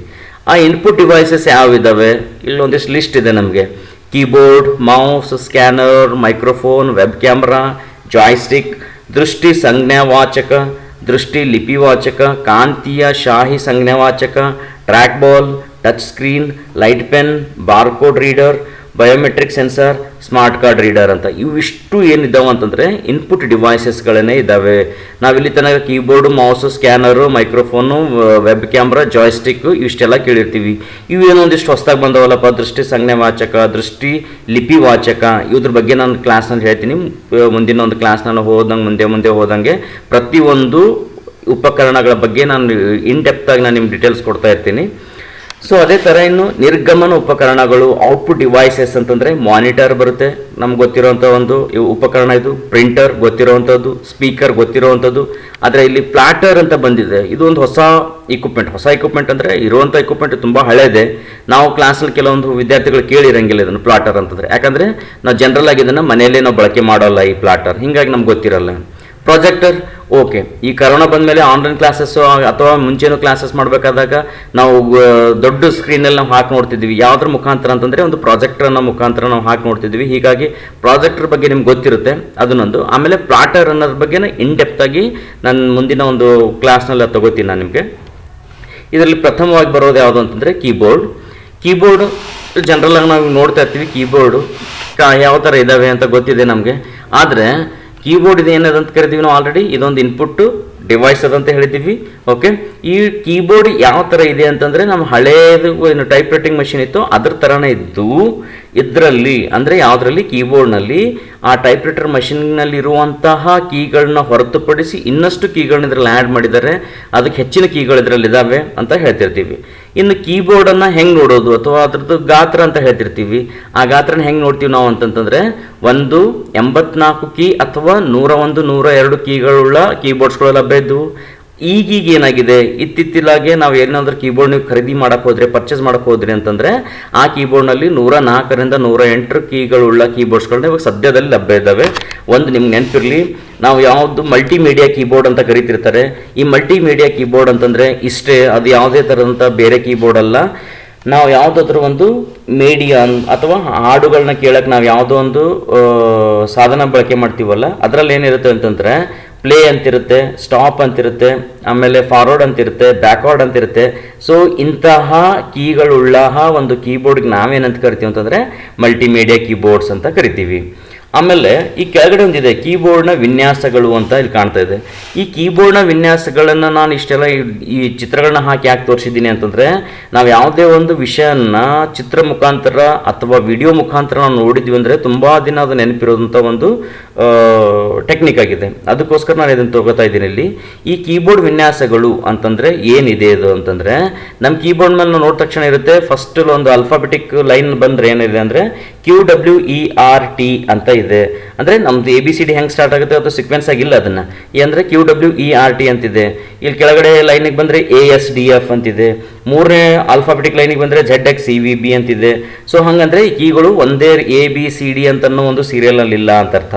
ಅಂದರೆ ಯಾವ ಒಂದು ಆಧಾರದ ಮೇಲೆ ಇದನ್ನು ಮಾಡಿದ್ದಾರೆ ಅಂತಂದರೆ ಇದಕ್ಕೆ ಇಂಗ್ಲೀಷ್ನಾಗ ಹೇಳಬೇಕು ಅಂದರೆ ಕೀಬೋರ್ಡ್ ಲೇಔಟ್ ಅಂತ ಕರಿತೀವಿ, ಕನ್ನಡದಲ್ಲಿ ಇದನ್ನು ಕೀಬೋರ್ಡ್ ವಿನ್ಯಾಸಗಳು ಅಂತ ಹೇಳ್ತಿರ್ತೀವಿ. ಹಾಗಾದರೆ ಇದನ್ನು ಒಂದು ನೆನ್ಪಿಟ್ಕೊಳ್ಳಿ, ಇದನ್ನು ಪರೀಕ್ಷೆಯಲ್ಲಿ ಕೇಳಿರುವಂತಹ ಪ್ರಶ್ನೆ, ಅದಕ್ಕೋಸ್ಕರ ನಾನು ಇಷ್ಟು ಒತ್ತಿ ಹೇಳ್ತಾ ಇದ್ದೀನಿ ನಿಮ್ಮನ್ನು. ಕೀಬೋರ್ಡ್ನ ವಿನ್ಯಾಸಗಳು ಕನ್ನಡದಲ್ಲಿ ಅಂದರೆ ಇಂಗ್ಲೀಷ್ನಲ್ಲಿ ಅದನ್ನು ಕೀಬೋರ್ಡ್ ಲೇಔಟ್ ಅಂತ ಕರಿತೀವಿ. 5 ಥರದ ಲೇಔಟ್ಗಳಿದ್ದಾವೆ, ಅಂದರೆ 5 ಥರದ ವಿನ್ಯಾಸಗಳಿದ್ದಾವೆ. ಅದು ಯಾವ್ಯಾವು ಅಂದರೆ ಒಂದು ಕ್ವಾರ್ಟಿ ಕೀಬೋರ್ಡ್ ಅಂತ ಕರಿತೀವಿ. ನೆನಪಿರಲಿ, ಈಗ ನೀವೆಲ್ಲರೂ ಬಳಕೆ ಮಾಡ್ತಿರುವಂತಹ ಕೀಬೋರ್ಡ್ ಯಾವುದಿದೆ ಅಂದರೆ ಕ್ವಾರ್ಟಿ ಕೀಬೋರ್ಡ್ ಅಂತ ಕರಿತೀವಿ. ಕ್ವಾರ್ಟಿ ಕೀಬೋರ್ಡೇ ಅದಂತ ಹೆಂಗೆ ಗುರುತಾಗುತ್ತೆ ಅಂತಂದರೆ ಆ QWERTY ಅಂತ ಮುದ್ರಿತವಾಗಿರುವಂತಹ ಒಂದು ಏನು ಅಕ್ಷರಗಳಿದಾವೆ ಅದು ನಮ್ಮ ಆಲ್ಫಾಬೆಟಿಕ್ ರೋನಲ್ಲಿರುವಂತಹ ಅಂದರೆ ಆಲ್ಫಾಬೆಟ್ಸ್ಗಳು ನಿಮ್ಮ ಬೋರ್ಡ್ ಮೇಲೆ ಯಾವಾಗ ಪ್ರಾರಂಭ ಹೋಗುತ್ತಲ್ಲ ಆ ಮೇಲೆ ಇರುವಂತಹ ಒಂದು ಲೈನಲ್ಲಿ ಏನಿದೆ ಅಂದರೆ QWERT ಅಂತಲೇ ಇದೆ. ಸೊ ಇದು ಕ್ವಾರ್ಟಿ ಅಂತ ಕರಿತೀವಿ. ಇದೇ ಥರ ಕೊಲ್ಮ್ಯಾಕ್ ಅಂತಿದೆ, ಇದು ಬಿಟ್ಟರೆ ಡಿವಾಕ್ ಅಂತಿದೆ, ಆಮೇಲೆ ಕ್ವಾಡ್ಸ್ ಅಂತಿದೆ, ಅಜರ್ಟಿ ಅಂತ ಇದೆ. ಇವು 5ಕ್ಕೂ ಏನಂತ ಕರಿತೀವಿ ನಾವು ಅಂತಂದರೆ ಕೀಬೋರ್ಡ್ನ ವಿನ್ಯಾಸಗಳು. ಅದನ್ನು ಇಂಗ್ಲೀಷ್ನಲ್ಲಿ ಕೀಬೋರ್ಡ್ ಲೇಔಟ್ ಅಂತ ಕರಿತೀವಿ. ಮರಿಬೇಡ್ರಿ, ಇವು 5 ನೆನಪಿರಬೇಕು. ಯಾಕಂದರೆ ಪರೀಕ್ಷೆನಲ್ಲಿ ನಮಗೆ ಕ್ವಶನ್ ಕೇಳುವಾಗ ಒಂದು ಸ್ವಲ್ಪ ಏನಾದರೂ ಟ್ವಿಸ್ಟ್ ಮಾಡಿ ಕೇಳುವಂಥ ಚಾನ್ಸಸ್ ಇರುತ್ತೆ. ಅದಕ್ಕೋಸ್ಕರ ಇವು ಒಂದು 5 ಹೆಸರುಗಳನ್ನ ನಿಮ್ಗೆ ನೆನಪಿರಲೇಬೇಕು ಕೀಬೋರ್ಡ್ ಲೇಔಟ್ದು ಅಂತ. ಓಕೆ, ಸೊ ಅದಾದ ನಂತರ ಈ ಕೀಬೋರ್ಡ್ನಲ್ಲಿರುವಂತಹ ಕೀಗಳ ಬಗ್ಗೆ ಒಂದು ಚೂರು ತಿಳ್ಕೊಂಡ್ಬಿಡೋಣ. ಒಂದು ನೆನ್ಪಿಟ್ಕೊಳ್ರಿ, ನಾನು ಇವಾಗ ಇಲ್ಲಿ ಹೇಳಕ್ಕೆ ಹೊಂಟಿರುವಂಥ ಕೀಬೋರ್ಡ್ ಯಾವುದಂದ್ರೆ ಕ್ವಾರ್ಟಿ ಕೀಬೋರ್ಡ್ ಬಗ್ಗೆ ಮಾತಾಡ್ತಾ ಇದ್ದೀನಿ. ಯಾಕಂದರೆ ಕ್ವಾರ್ಟಿ ಕೀಬೋರ್ಡ್ಗೆ ಏನಂತ ಕರಿತೀವಿ ಅಂದರೆ ಸ್ಟ್ಯಾಂಡರ್ಡ್ ಕೀಬೋರ್ಡ್ ಅಂತ ಹೇಳ್ತಿರ್ತೀವಿ. ನಮ್ಮ ಪರೀಕ್ಷೆಯಲ್ಲಿ ಕೇಳಬೇಕಾದ್ರೆ ಕ್ವಶನ್ಸ್ಗಳು ಏನಾದರೂ ಕೇಳಿದ್ರೆ ನಮ್ಮ ಕ್ವಾರ್ಟಿ ಕೀಬೋರ್ಡ್ ಮೇಲೇನೆ ಕೇಳ್ತಾರೆ. ಯಾಕಂತಂದರೆ ಉಳಿದಂಥ ಕ್ವಾಡ್ಸಿ ಇರ್ಬೋದು ಅಥವಾ ಬೇರೆ ಬೇರೆ ಕೀಬೋರ್ಡ್ನ ವಿನ್ಯಾಸಗಳನ್ನ ಇವಾಗ ತೋರಿಸಿಲ್ಲ, ಅದ್ರ ಮೇಲೆ ಯಾರು ಕ್ವಶನ್ ಕೇಳಲ್ಲ. ಯಾಕೆ ಕೇಳಲ್ಲ ಅಂತಂದರೆ ಜನರಲ್ ಆಗಿ ಯಾವ್ಯಾವ ಕೀಬೋರ್ಡ್ಗಳು ನಮಗೆ ಬಳಕೆಯಲ್ಲಿದ್ದಾವೋ ಆ ಒಂದು ಕೀಬೋರ್ಡ್ ಮೇಲೆ ಮಾತ್ರ ಕ್ವಶನ್ ಕೇಳ್ತಾರೆ. ಸೊ ಈ ಒಂದು ಕ್ವಾರ್ಟಿ ಕೀಬೋರ್ಡ್ ಅಂತ ಏನು ಹೇಳ್ತಾ ಇದ್ದಲ್ಲ ವಿನ್ಯಾಸ, ಆ ಒಂದು ಕ್ವಾರ್ಟಿ ಕೀಬೋರ್ಡ್ನಲ್ಲಿ ಲಭ್ಯವಿರುವಂಥ ಕೀಗಳ ಬಗ್ಗೆ ನಾವು ಮಾಹಿತಿ ತಗೊಳ್ಳೋಣ ಅಂತ. ಫಸ್ಟ್ ಅದರಲ್ಲಿ ಯಾವ್ದು ಬರುತ್ತೆ ಅಂದರೆ ಆಲ್ಫಾಬೆಟಿಕ್ ಕೀಸ್ ಅಂತ ಕರಿತೀವಿ. ನಿಮ್ಗಲ್ಲಿ ಇಮೇಜಲ್ಲೂ ಕಾಣ್ತಾ ಇದೆ ಆಲ್ಫಾಬೆಟಿಕ್ ಕೀಸ್ ಇಲ್ಲಿದ್ದಾವೆ. ಅಂದರೆ ನಮ್ಮ ಇಂಗ್ಲೀಷ್ ವರ್ಣಮಾಲೆ 26 ಅಕ್ಷರಗಳುಳ್ಳ ಕೀಗಳು ಇಲ್ಲಿ ಲಭ್ಯ ಇರ್ತವೆ. ಅದಾದಮೇಲೆ ನಂಬರ್ ಕೀಸ್ ಅಂತ ಹೇಳ್ತೀವಿ. ನಂಬರ್ ಕೀಸ್ ನಮ್ಮ ಕೀಬೋರ್ಡ್ನ ಬಲಭಾಗದಲ್ಲಿದ್ದಾವೆ. ಆಮೇಲೆ ಒಂದು ನೆನಪಿರಬೇಕು, ಈ ನಂಬರ್ ಕೀಸ್ನಲ್ಲಿ 2 ಪ್ರಿಂಟ್ ಕಾಣ್ತಾ ಇದ್ದಾವೆ. ಈಗ ಎಕ್ಸಾಂಪಲ್ 7 ಅಂತಿದೆ ಅಂತಂದರೆ ಅಲ್ಲಿ ಹೋಮ್ ಅಂತಿದೆ, 8 ಅಂತಿದ್ರೆ ಯಾರೋ ಮಾರ್ಕ್ನಲ್ಲಿ ಗುರುತಿರುವಂತಹ ಒಂದು ಕೀದು ಗುರುತು ಕಾಣ್ತಾ ಇದೆ, 9ನಲ್ಲಿ ಪೇಜ್ ಅಪ್ ಅಂತಿದೆ. ಅಂದರೆ ಒಂದು ಕೀನಲ್ಲಿ 2 ಮುದ್ರಿತವಾಗಿದೆವು. ಅಂದರೆ ಇದ್ರ ಅರ್ಥ ಏನು ಅಂತಂದರೆ ಆ ಕೀಗಳು ಡ್ಯೂಲ್ ಕೆಲಸ ಮಾಡ್ತಿರುತ್ತೆ. ಅಂದರೆ 7 ಅಂತಲೂ ಕೆಲಸ ಮಾಡ್ತಿರುತ್ತೆ, ಅದ್ರ ಜೊತೆಗೆ ಹೋಮ್ ಆ ಕೀ ಏನು ಕೆಲಸ ಮಾಡ್ತೋ ಆ ಕೆಲಸನೂ ಇದು ನಿರ್ವಹಿಸ್ತಿರುತ್ತೆ. ಅದರದ್ದು ಯಾವ ಥರ ಚೇಂಜ್ ಆಗುತ್ತೆ ಅಂದರೆ ನಾನು ಹೋಮ್ ಅಂತ ಯಾವಾಗ ಯಾವ ಥರ ಬಳಕೆ ಮಾಡ್ಕೋಬೇಕು, 7 ಅಂತ ಯಾವಾಗ ಬಳಕೆ ಮಾಡ್ಕೋಬೇಕು ಅಂತ ಅನ್ನೋದು ನಾನು ಮುಂದಿನ ಒಂದು ಕ್ಲಾಸ್ನಲ್ಲಿ ತಗೋತೀನಿ ಅದನ್ನು. ಆಮೇಲೆ ನೆಕ್ಸ್ಟ್ ಬಂದುಬಿಟ್ಟು ಸ್ಪೆಷಲ್ ಕೀಸ್ ಅಂತಿದ್ದೇವೆ. ಈ ಸ್ಪೆಷಲ್ ಕೀಸ್ ಅಂತಂದರೆ ಕೀಬೋರ್ಡಿನಲ್ಲಿ ಬಹಳಷ್ಟು ಸ್ಪೆಷಲ್ ಕೀಗಳಿದಾವೆ ರೀ, ಒಂದೇ 2 ಅಂತ ಹೇಳೋಕ್ಕಾಗಲ್ಲ. ಅಲ್ಲಿ ಬಹಳಷ್ಟು ಸ್ಪೆಷಲ್ ಕೀಸ್ ಇದ್ದಾವೆ. ಅದರಲ್ಲಿ ಹೇಳ್ಬೇಕಂದ್ರೆ ಒಂದೇದು ಸ್ಪೇಸ್ ಬಾರ್ ಅಂತಿದೆ, ಎರಡನೇದು ಕ್ಯಾಪ್ಸ್ ಲಾಕ್ ಅಂತಿದೆ, ಆಮೇಲೆ ಶಿಫ್ಟ್ ಕೀ ಇದೆ, ಎಂಟರ್ ಕೀ ಇದೆ, ಸಿಂಬಾಲ್ ಕೀಸ್ ಇದೆ ಮತ್ತು ಟ್ಯಾಬ್ ಕೀ ಇತ್ಯಾದಿ ಕೀಗಳಿಗೆ ಏನಂತ ಕರಿತೀವಿ ನಾವು ಅಂತಂದರೆ ಸ್ಪೆಷಲ್ ಕೀಸ್ ಅಂತ ಕರಿತೀವಿ. ಆಮೇಲೆ ಸ್ಪೇಸ್ ಬಾರ್ ಅದ್ರ ಬಗ್ಗೆ ನಾವು ನೋಡಿರ್ತೀವಿ. ನಾವೇನಾದರೂ ಟೈಪ್ ಮಾಡಬೇಕಾದ್ರೆ ಸ್ಪೇಸ್ ಬಾರನ್ನು ಪ್ರೆಸ್ ಮಾಡ್ತಾ ಇರ್ತೀವಿ. ಅಂದರೆ ಇಲ್ಲಿ ನಾನೊಂದು ವಿಷಯ ಹೇಳೋಕ್ಕೆ ಇಷ್ಟಪಡ್ತೀನಿ. ಸ್ಪೇಸ್ ಬಾರ್ ಅಂತ ನೀವೇನಾದರೂ ಪ್ರೆಸ್ ಮಾಡಿದ್ರಿ ಅಂತಂದರೆ ನಾವು ಯಾವುದೇ ಒಂದು ಟೈಪ್ ಮಾಡ್ತಿರ್ಬೋದು, ಅದು ನೋಟ್ ಪ್ಯಾಡ್ ಇರ್ಬೋದು, ವರ್ಡ್ ಪ್ಯಾಡ್ ಇರ್ಬೋದು, MS ವರ್ಡ್ ಇರ್ಬೋದು, ಯಾವುದೇ ಒಂದು ಅಪ್ಲಿಕೇಶನಲ್ಲಿ ನೀವು ಟೈಪ್ ಮಾಡ್ತಾಯಿದ್ರು ಸ್ಪೇಸ್ ಬಾರ್ ಅಂತ ನೀವೇನಾದರೂ ಪ್ರೆಸ್ ಮಾಡಿದ್ರೆ ಅದು ಒಂದು ಅಕ್ಷರ ಅಷ್ಟೇ ಸ್ಪೇಸಿಂಗ್ ಆಗುತ್ತೆ. ಅದಕ್ಕೆ ನಾವೇನಂತ ಕರಿತೀವಿ ಅಂತಂತಂದರೆ 1 ಕ್ಯಾರೆಕ್ಟರ್ ಅಂತ ಹೇಳ್ತಿರ್ತೀವಿ, 1 ಕ್ಯಾರೆಕ್ಟರ್ ಸ್ಪೇಸಿಂಗ್ ಅಂತ ಹೇಳ್ತಿರ್ತೀವಿ. ಅದನ್ನು ಮುಗಿದು ನೆಕ್ಸ್ಟ್ ಬರೋವಂಥದ್ದು ಯಾವುದು ಅಂತಂದರೆ ಕ್ಯಾಪ್ಸ್ ಲಾಕ್ ಅಂತ ಹೇಳ್ತೀವಿ. ಈ ಕ್ಯಾಪ್ಸ್ ಲಾಕ್ ಎಲ್ಲರೂ ಬಳಕೆ ಮಾಡಿರ್ತೀರಿ. ನಮ್ಮದು ಕೀಬೋರ್ಡ್ ಮೇಲೆ ಕ್ಯಾಪ್ಸ್ ಲಾಕ್ದು ಒಂದು ಲೈಟ್ಗಳು ಕೂಡ ಇದೆ ಬಲಭಾಗದಲ್ಲಿ. ಅಂದರೆ ನಾವು ನಂಬರ್ ಕೀ ಅಂತ ಏನು ಮಾತಾಡಿದೆವು ಮೇಲೆ ಆ ನಂಬರ್ಸ್ ಕೀ ಮೇಲೆ 3 ಲೈಟ್ಗಳನ್ನ ಕೊಟ್ಟಿದ್ದಾರೆ. ಅಂದರೆ ಬಲ್ಫ್ ಇದೆ ಚಿಕ್ಕ ಚಿಕ್ಕದು. ಕ್ಯಾಪ್ಸ್ಲಾಕ್ ಕೀ ಅಂತ ಅನ್ನೋದು ನೀವು ಅಲ್ಲಿ ಎ ಅಂತ ಇದೆ, ಆ ಒಂದು ಲೈಟ್ ಮೇಲೇ ಅದು ಕ್ಯಾಪ್ಸ್ಲಾಕ್ ಕೀ ಇಂಡಿಕೇಶನ್ ಮಾಡುತ್ತಿರುತ್ತೆ. ಯಾವಾಗ ನೀವು ಒಂದ್ಸತಿ ಕ್ಯಾಪ್ಸ್ಲಾಕ್ ಕೀ ಏನಾದರೂ ಪ್ರೆಸ್ ಮಾಡಿದ್ರಿ ಅಂದರೆ ಲೈಟ್ ಆನ್ ಆಗುತ್ತೆ. ಲೈಟ್ ಆನ್ ಆದಾಗ ನಿಮ್ಮ ಕೀಬೋರ್ಡ್ ಯಾವುದೋ ರೀತಿ ಪರಿವರ್ತನೆ ಆಗಿರುತ್ತೆ ಅಂದರೆ ನೀವು ಏನೇ ಟೈಪ್ ಮಾಡಬೇಕಾಗಿತ್ತು ಅಂದ್ರೆ ಅದು ಕ್ಯಾಪಿಟಲ್ ಲೆಟರ್ಸಲ್ಲಿ ಪ್ರಿಂಟ್ ಆಗುತ್ತಿರುತ್ತೆ. ಇನ್ನೊಂದು ಸತಿ ಕ್ಯಾಪ್ಸ್ಲಾಕ್ ಕೀಯನ್ನು ಪ್ರೆಸ್ ಮಾಡಿದಾಗ ಅಲ್ಲಿ ಆ ಲೈಟ್ ಆಫ್ ಆಗುತ್ತೆ. ಆ ಲೈಟ್ ಆಫ್ ಆದಾಗ ನೀವು ಟೈಪ್ ಮಾಡುವಂತಹ ಎಲ್ಲ ಅಕ್ಷರಗಳು ನಮ್ಮದು ಯಾವ್ದು ಹೇಳಿ ಸ್ಮಾಲ್ ಲೆಟರ್ಸ್ನಲ್ಲಿ ಮುದ್ರಿತವಾಗ್ತಾ ಹೋಗುತ್ತಿರುತ್ತೆ. ನೆಕ್ಸ್ಟ್ ಬ್ಯಾಕ್ ಸ್ಪೇಸ್ ಅಂತಿದೆ, ಅದು ಯಾರೋ ಮಾರ್ಕ್ ತೋರಿಸ್ತಾ ಇದೆ, ಹಿಂದಕ್ಕೆ ತೋರಿಸ್ತಾ ಇದೆ. ಅಂದರೆ ನಾವು ಟೈಪ್ ಮಾಡುವಾಗ ಏನಾದರೂ ಮಿಸ್ಟೇಕ್ಸ್ ಆದವು ಅದನ್ನು ತೆಗಿಬೇಕಾಗಿತ್ತೆ ಅಂತಂದಾಗ ನಾವೇನು ಮಾಡ್ತೀವಿ ಅಂತಂದರೆ ಬ್ಯಾಕ್ ಸ್ಪೇಸ್ ಅಂತ ಕರಿತೀವಿ. ನಾವು ಮುದ್ರಿತವಾಗಿ ಟೈಪ್ ಮಾಡ್ಕೊತ ಹೋಗಿರುವಂತಹ ಒಂದು ಅಕ್ಷರಗಳನ್ನು ಹಿಂದಕ್ಕೆ ಅಳಿಸ್ಕೊಂತ ಬರುವಂಥಕ್ಕೆ ಏನಂತ ಕರಿತೀವಿ ಅಂದರೆ ಬ್ಯಾಕ್ ಸ್ಪೇಸ್ ಅಂತ ಕರಿತೀವಿ. ಇನ್ನು ಶಿಫ್ಟ್ ಕೀ ಅಂತಿದೆ. ಶಿಫ್ಟ್ ಕೀ ಇದಕ್ಕೆ ಇನ್ನೊಂದು ಹೆಸರು ಏನಂತಂದರೆ ಕಾಂಬಿನೇಷನ್ ಕೀ ಅಂತ ಕರಿತೀವಿ. ಯಾಕಂದರೆ ಕೇವಲ ಶಿಫ್ಟ್ ಒಂದೇ ಯಾವುದೇ ಒಂದು ಫಂಕ್ಷನ್ನ ಮಾಡೋದಿಲ್ಲ, ಅದ್ರ ಜೊತೆಗೆ ಒಂದು ಯಾವ್ದಾದ್ರು ಕೀ ಬೇಕೇ ಬೇಕು, ಅದಕ್ಕೆ ಏನಂತ ಕರಿತೀವಿ ಕಾಂಬಿನೇಷನ್ ಕೀ ಅಂತಲೂ ಹೇಳ್ತಿರ್ತಾರೆ. ಅದು ಸ್ಪೆಷಲ್ ಕೀನಲ್ಲಿನೂ ಕನ್ಸಿಡರ್ ಮಾಡ್ತೀವಿ. ಆಮೇಲೆ ಶಿಫ್ಟ್ ಎದಕ್ಕೆ ಯೂಸ್ ಮಾಡ್ತೀವಿ ಅಂತಂದರೆ ನಮ್ದು ಏನಾದರೂ ಕ್ಯಾಪ್ಸ್ಲಾಕ್ ಆಫ್ ಇದೆ ಅಂತ ಇಟ್ಕೊಳ್ಳೋಣ ಅಂತ ನಾವು ಟೈಪ್ ಮಾಡುವಂಥ ಎಲ್ಲ ಅಕ್ಷರಗಳು ಸ್ಮಾಲ್ ಲೆಟರ್ಸ್ನಲ್ಲಿ ಪ್ರಿಂಟ್ ಆಗ್ತಾ ಇದ್ದಾವೆ. ಫಾರ್ ಎಕ್ಸಾಂಪಲ್ ನನಗೆ ಇಂಡಿಯಾ ಅಂತ ಬರೀಬೇಕಾಗಿದೆ. ಇಂಡಿಯಾದಲ್ಲಿ ನನಗೇನು ಬೇಕಾಗಿದೆ ಅಂದರೆ ಕ್ಯಾಪಿಟಲ್ ಲೆಟರ್ಸ್ ಬೇಕು, ಆದರೆ ನಾನು ಟೈಪ್ ಮಾಡುವಂಥ ಕೀಬೋರ್ಡ್ನಲ್ಲಿ ಕ್ಯಾಪ್ಸ್ಲಾಕನ್ನು ಆಫ್ ಮಾಡಿದ್ದೀನಿ. ಅಂದರೆ ನಾನು ಇವಾಗ ಟೈಪ್ ಮಾಡೋಕ್ಕೆ ಹೋದರೆ ಎಲ್ಲನೂ ಸ್ಮಾಲ್ ಲೆಟರ್ಸ್ನಲ್ಲಿ ಬರುತ್ತೆ, ನನಗೆ ಮಾತ್ರ ಕ್ಯಾಪಿಟಲ್ ಲೆಟರ್ಸ್ನಲ್ಲಿ ಬೇಕಾಗಿದೆ ಅಂತಂದಾಗ ಶಿಫ್ಟ್ ಕೀಯನ್ನು ಹಿಡ್ಕೊಂಡು ಪ್ರೆಸ್ ಮಾಡಿದೆ ಅಂತಂದರೆ ಅಲ್ಲಿ ಅಂತನ್ನೋ ಒಂದು ಅಕ್ಷರ ಏನಂತ ಏನಾಗುತ್ತೆ ಅಂದರೆ ಅದು ಒಂದು ಕ್ಯಾಪಿಟಲ್ನಲ್ಲಿ ಪ್ರಿಂಟ್ ಆಗುತ್ತೆ. ಇನ್ನು ಉಳಿದಂಥ ಎಲ್ಲ ಅಕ್ಷರಗಳು ನೀವು ಶಿಫ್ಟ್ ಬಿಟ್ಟು ಟೈಪ್ ಮಾಡ್ತಾ ಹೋದರೆ ಅವನ್ನೆಲ್ಲನೂ ಮತ್ತೆ ಸ್ಮಾಲ್ ಲೆಟರ್ಸ್ನಲ್ಲೇ ಪ್ರಿಂಟ್ ಆಗ್ತಾ ಹೋಗುತ್ತೆ. ನೆಕ್ಸ್ಟ್ ಬಂದ್ಬಿಟ್ಟು ಎಂಟರ್ ಕೀ. ಇದು ಎಲ್ಲರಿಗೂ ಗೊತ್ತಿರುವಂಥದ್ದೇ. ಎಂಟರ್ ಕೀ ಅಂತಂದರೆ ಹೊಸ ಲೈನ್ಗೆ ನಾವು ಜಂಪ್ ಆಗೋಕ್ಕೆ ಅಥವಾ ನಮ್ಮ ಕರ್ಸರನ್ನು ಹೊಸ ಲೈನಿಗೆ ಒಯ್ಯೋಕ್ಕೆ ಎಂಟರ್ ಕೀ ಅಂತ ಬಳಕೆ ಮಾಡ್ತಿರ್ತೀವಿ. ಇನ್ನು ಸಿಂಬಲ್ ಕೀಸ್ ಇವು ಇಷ್ಟೆಲ್ಲ ಕಾಣ್ತದೆ ಸಿಂಬಲ್. ಆ ಒಂದು ಪ್ರತಿಯೊಂದು ಸಿಂಬಲ್ಗೆ ಏನೇನು ಅಂತಾರಂತ ನಾನು ನೆಕ್ಸ್ಟ್ ಕ್ಲಾಸಲ್ಲಿ ಕೊಡ್ತೀನಿ. ಪ್ರತಿಯೊಂದು ಸಿಂಬಲ್ಗೂ ಒಂದೊಂದು ಹೆಸರಿದ್ದಾವೆ. @ ಅಂತ ಕರಿತೀವಿ, ಹ್ಯಾಶ್ ಅಂತಿದೆ, ಡಾಲರ್ ಸಿಂಬಲ್ ಇದೆ. ಪ್ರತಿಯೊಂದಕ್ಕೂ ಏನೇನು ಅಂತೀವಿ ಅಂತ ನಾನು ನೆಕ್ಸ್ಟ್ ಇದರಲ್ಲಿ ವಿಡಿಯೋನಲ್ಲಿ ಕೊಡ್ತೀನಿ ಅದನ್ನು. ನೆಕ್ಸ್ಟ್ ಟ್ಯಾಬ್ ಅಂತ ಇದೆ. ಟ್ಯಾಬ್ ಕೀ ನೋಡಿ ಎರಡು ಕಡೆ ಯಾರೋ ಮಾರ್ಕ್ ತೋರಿಸ್ತಾ ಇದೆ. ಸೊ ಎರಡು ಕಡೆ ಯಾರೋ ಮಾರ್ಕ್ ಅಂತಂದರೆ ಇದು ಸ್ಪೇಸಿಂಗ್ ಅಂತ ಹೇಳ್ತೀವಿ, ಸ್ಪೇಸ್ ಮಾಡೋಕ್ಕೇ. ಇದಕ್ಕಿಂತ ಹಿಂದೆ ಫಸ್ಟ್ ಕೀ ನಾವು ಯಾವ್ದ್ರ ಬಗ್ಗೆ ಮಾತಾಡ್ತೀವಿ ಅಂದರೆ ಸ್ಪೇಸ್ ಬಾರ್ ಬಗ್ಗೆ ಮಾತಾಡ್ತೀವಿ. ಅಲ್ಲಿ ನಾವು ಏನಾದರೂ ಸ್ಪೇಸ್ ಬಾರ್ ಮಾಡಿದ್ರೆ ಏನಾಗುತ್ತೆ ಅಂದರೆ ಸಿಂಗಲ್ ಕ್ಯಾರೆಕ್ಟರ್ ಮೂವ್ ಆಗುತ್ತೆ ಅಂತ ಹೇಳ್ತೀವಿ. ಅದನ್ನೇ ಟ್ಯಾಬ್ ಕೀ ಪ್ರೆಸ್ ಮಾಡಿದಾಗ ಏನಾಗುತ್ತೆ ಅಂತಂದರೆ 8 ಕ್ಯಾರೆಕ್ಟರ್ಸ್ ಅಂತ ಹೇಳ್ತಿರ್ತೀವಿ. ಆದರೆ ದಯವಿಟ್ಟು ನಿಮ್ಮ ಸ್ಕ್ರೀನಲ್ಲಿ ಎಣಿಸ್ಬೇಡ್ರಿ 8 ಅಕ್ಷರಗಳು ಮುಂದೆ ಹೋಗಿದ್ದೇವೆ ಅಂತ ಎಣಿಸ್ಬೇಡ್ರಿ. ಯಾಕಂತಂದರೆ ಆ ಒಂದು ಸ್ಕ್ರೀನ್ನಲ್ಲಿ ಸೈಜನ್ನು ಸೆಟ್ ಮಾಡೋದ್ರ ಮೇಲೆ ಇರುತ್ತೆ. ಹೀಗಾಗಿ ಒಂದು ಜನರಲ್ ಆಗಿ ಏನಾದರೂ ಕ್ವಶನ್ ಕೇಳಿದ್ರೆ ಸೊ ಮರಿಲಾರ್ದೆ ಆನ್ಸರ್ ಏನಿರಬೇಕು ಅಥವಾ ನಿಮ್ಗೆ ಗೊತ್ತಿರಬೇಕು ಏನಂತಂದರೆ ಟ್ಯಾಬ್ ಕೀ ಎಷ್ಟು ಸ್ಪೇಸಿಂಗ್ ಮಾಡುತ್ತಂದರೆ 8 ಕ್ಯಾರೆಕ್ಟರ್ಸ್ ಅಂತ ಹೇಳಬೇಕಲ್ಲಿ. ಆಮೇಲೆ ಅದರಲ್ಲಿ ರಿಟರ್ನ್ ಅಂದರೆ ಬ್ಯಾಕ್ ಸ್ಪೇಸ್ ಥರನೂ ಒಂದು ಯಾರೋ ಮಾರ್ಕ್ ಕಾಣ್ತಾ ಇದೆ ಅದರಲ್ಲಿ. ಹಾಗಂತಂದರೆ ಅದನ್ನು ಡಿಲೀಟ್ ಮಾಡುತ್ತೆ ಬ್ಯಾಕ್ ಸ್ಪೇಸ್ ಥರ ಕೆಲಸ ಮಾಡುತ್ತೆ ಅಂತಲ್ಲ, ಆ ಒಂದು ಕರ್ಸರನ್ನು ಹಿಂದಕ್ಕೂ ತಗೊಳ್ಳೋಕೆ ಒಂದು ಚಾನ್ಸಸ್ ಇದೆ ಅಂತ ಅರ್ಥ. ನೆಕ್ಸ್ಟ್ ಮುಂದೆ ಬಂದುಬಿಟ್ಟು ಫಂಕ್ಷನ್ ಕೀಸ್ ಅಂತಿದ್ದಾವೆ. ಇವು ಫಂಕ್ಷನ್ ಕೀಸ್ ಎಲ್ಲಿರುತ್ತೆ ಅಂದರೆ ನಮ್ಮ ಕೀಬೋರ್ಡ್ನಲ್ಲಿ ಅತ್ಯಂತ ಮೇಲ್ಗಡೆ ಇರುವಂತಂದರೆ ಫಸ್ಟಿಗೆ ನಮ್ಮ ಕೀಬೋರ್ಡ್ ಪ್ರಾರಂಭ ಆಗೋ ಟೈಮಲ್ಲಿ ಹತ್ತುವಂಥ ಕೀಗಳು ಯಾವಿದ್ದಾವೆ ಅಂತಂದರೆ ಫಂಕ್ಷನ್ ಕೀಸ್ ಅಂತ ಹೇಳ್ತೀವಿ. ಫಂಕ್ಷನ್ ಕೀಸ್ ಪ್ರಾರಂಭ ಆಗೋದು F1 ಅಂದರೆ F1 ಇಂದ ಪ್ರಾರಂಭ ಆಯಿತು ಅಂದರೆ F12 ತಾನೇ ಇರುತ್ತೆ. ಸೊ ನೆನಪಿರಲಿ 12 ಫಂಕ್ಷನ್ ಕೀಸ್ಗಳು ನಮ್ಮ ಕೀಬೋರ್ಡ್ ಮೇಲೆ ಇರುತ್ತೆ. ಒಂದು ನೆನಪಿರಬೇಕು, ಈ ಫಂಕ್ಷನ್ ಕೀಸ್ದ ಕಾರ್ಯ ಏನು ಅಂತಂದಾಗ ಒಂದೊಂದು ಅಪ್ಲಿಕೇಶನಲ್ಲಿ ಒಂದೊಂದು ಕೆಲಸ ಮಾಡ್ತಿರುತ್ತೆ. ಈ ವಿಂಡೋಸ್ ನಾವು ಡೆಸ್ಕ್ಟಾಪ್ ಮೇಲೆ ಇದ್ದೀನಿ ಅಂತಂದಾಗ ನನಗೆ ಒಂದು ವಿಂಡೋಸ್ ಬಗ್ಗೆ ಸಹಾಯ ಬೇಕಾಗಿದೆ ಅಂತಂದರೆ F1 ಅಂತ ಪ್ರೆಸ್ ಮಾಡ್ತೀವಿ.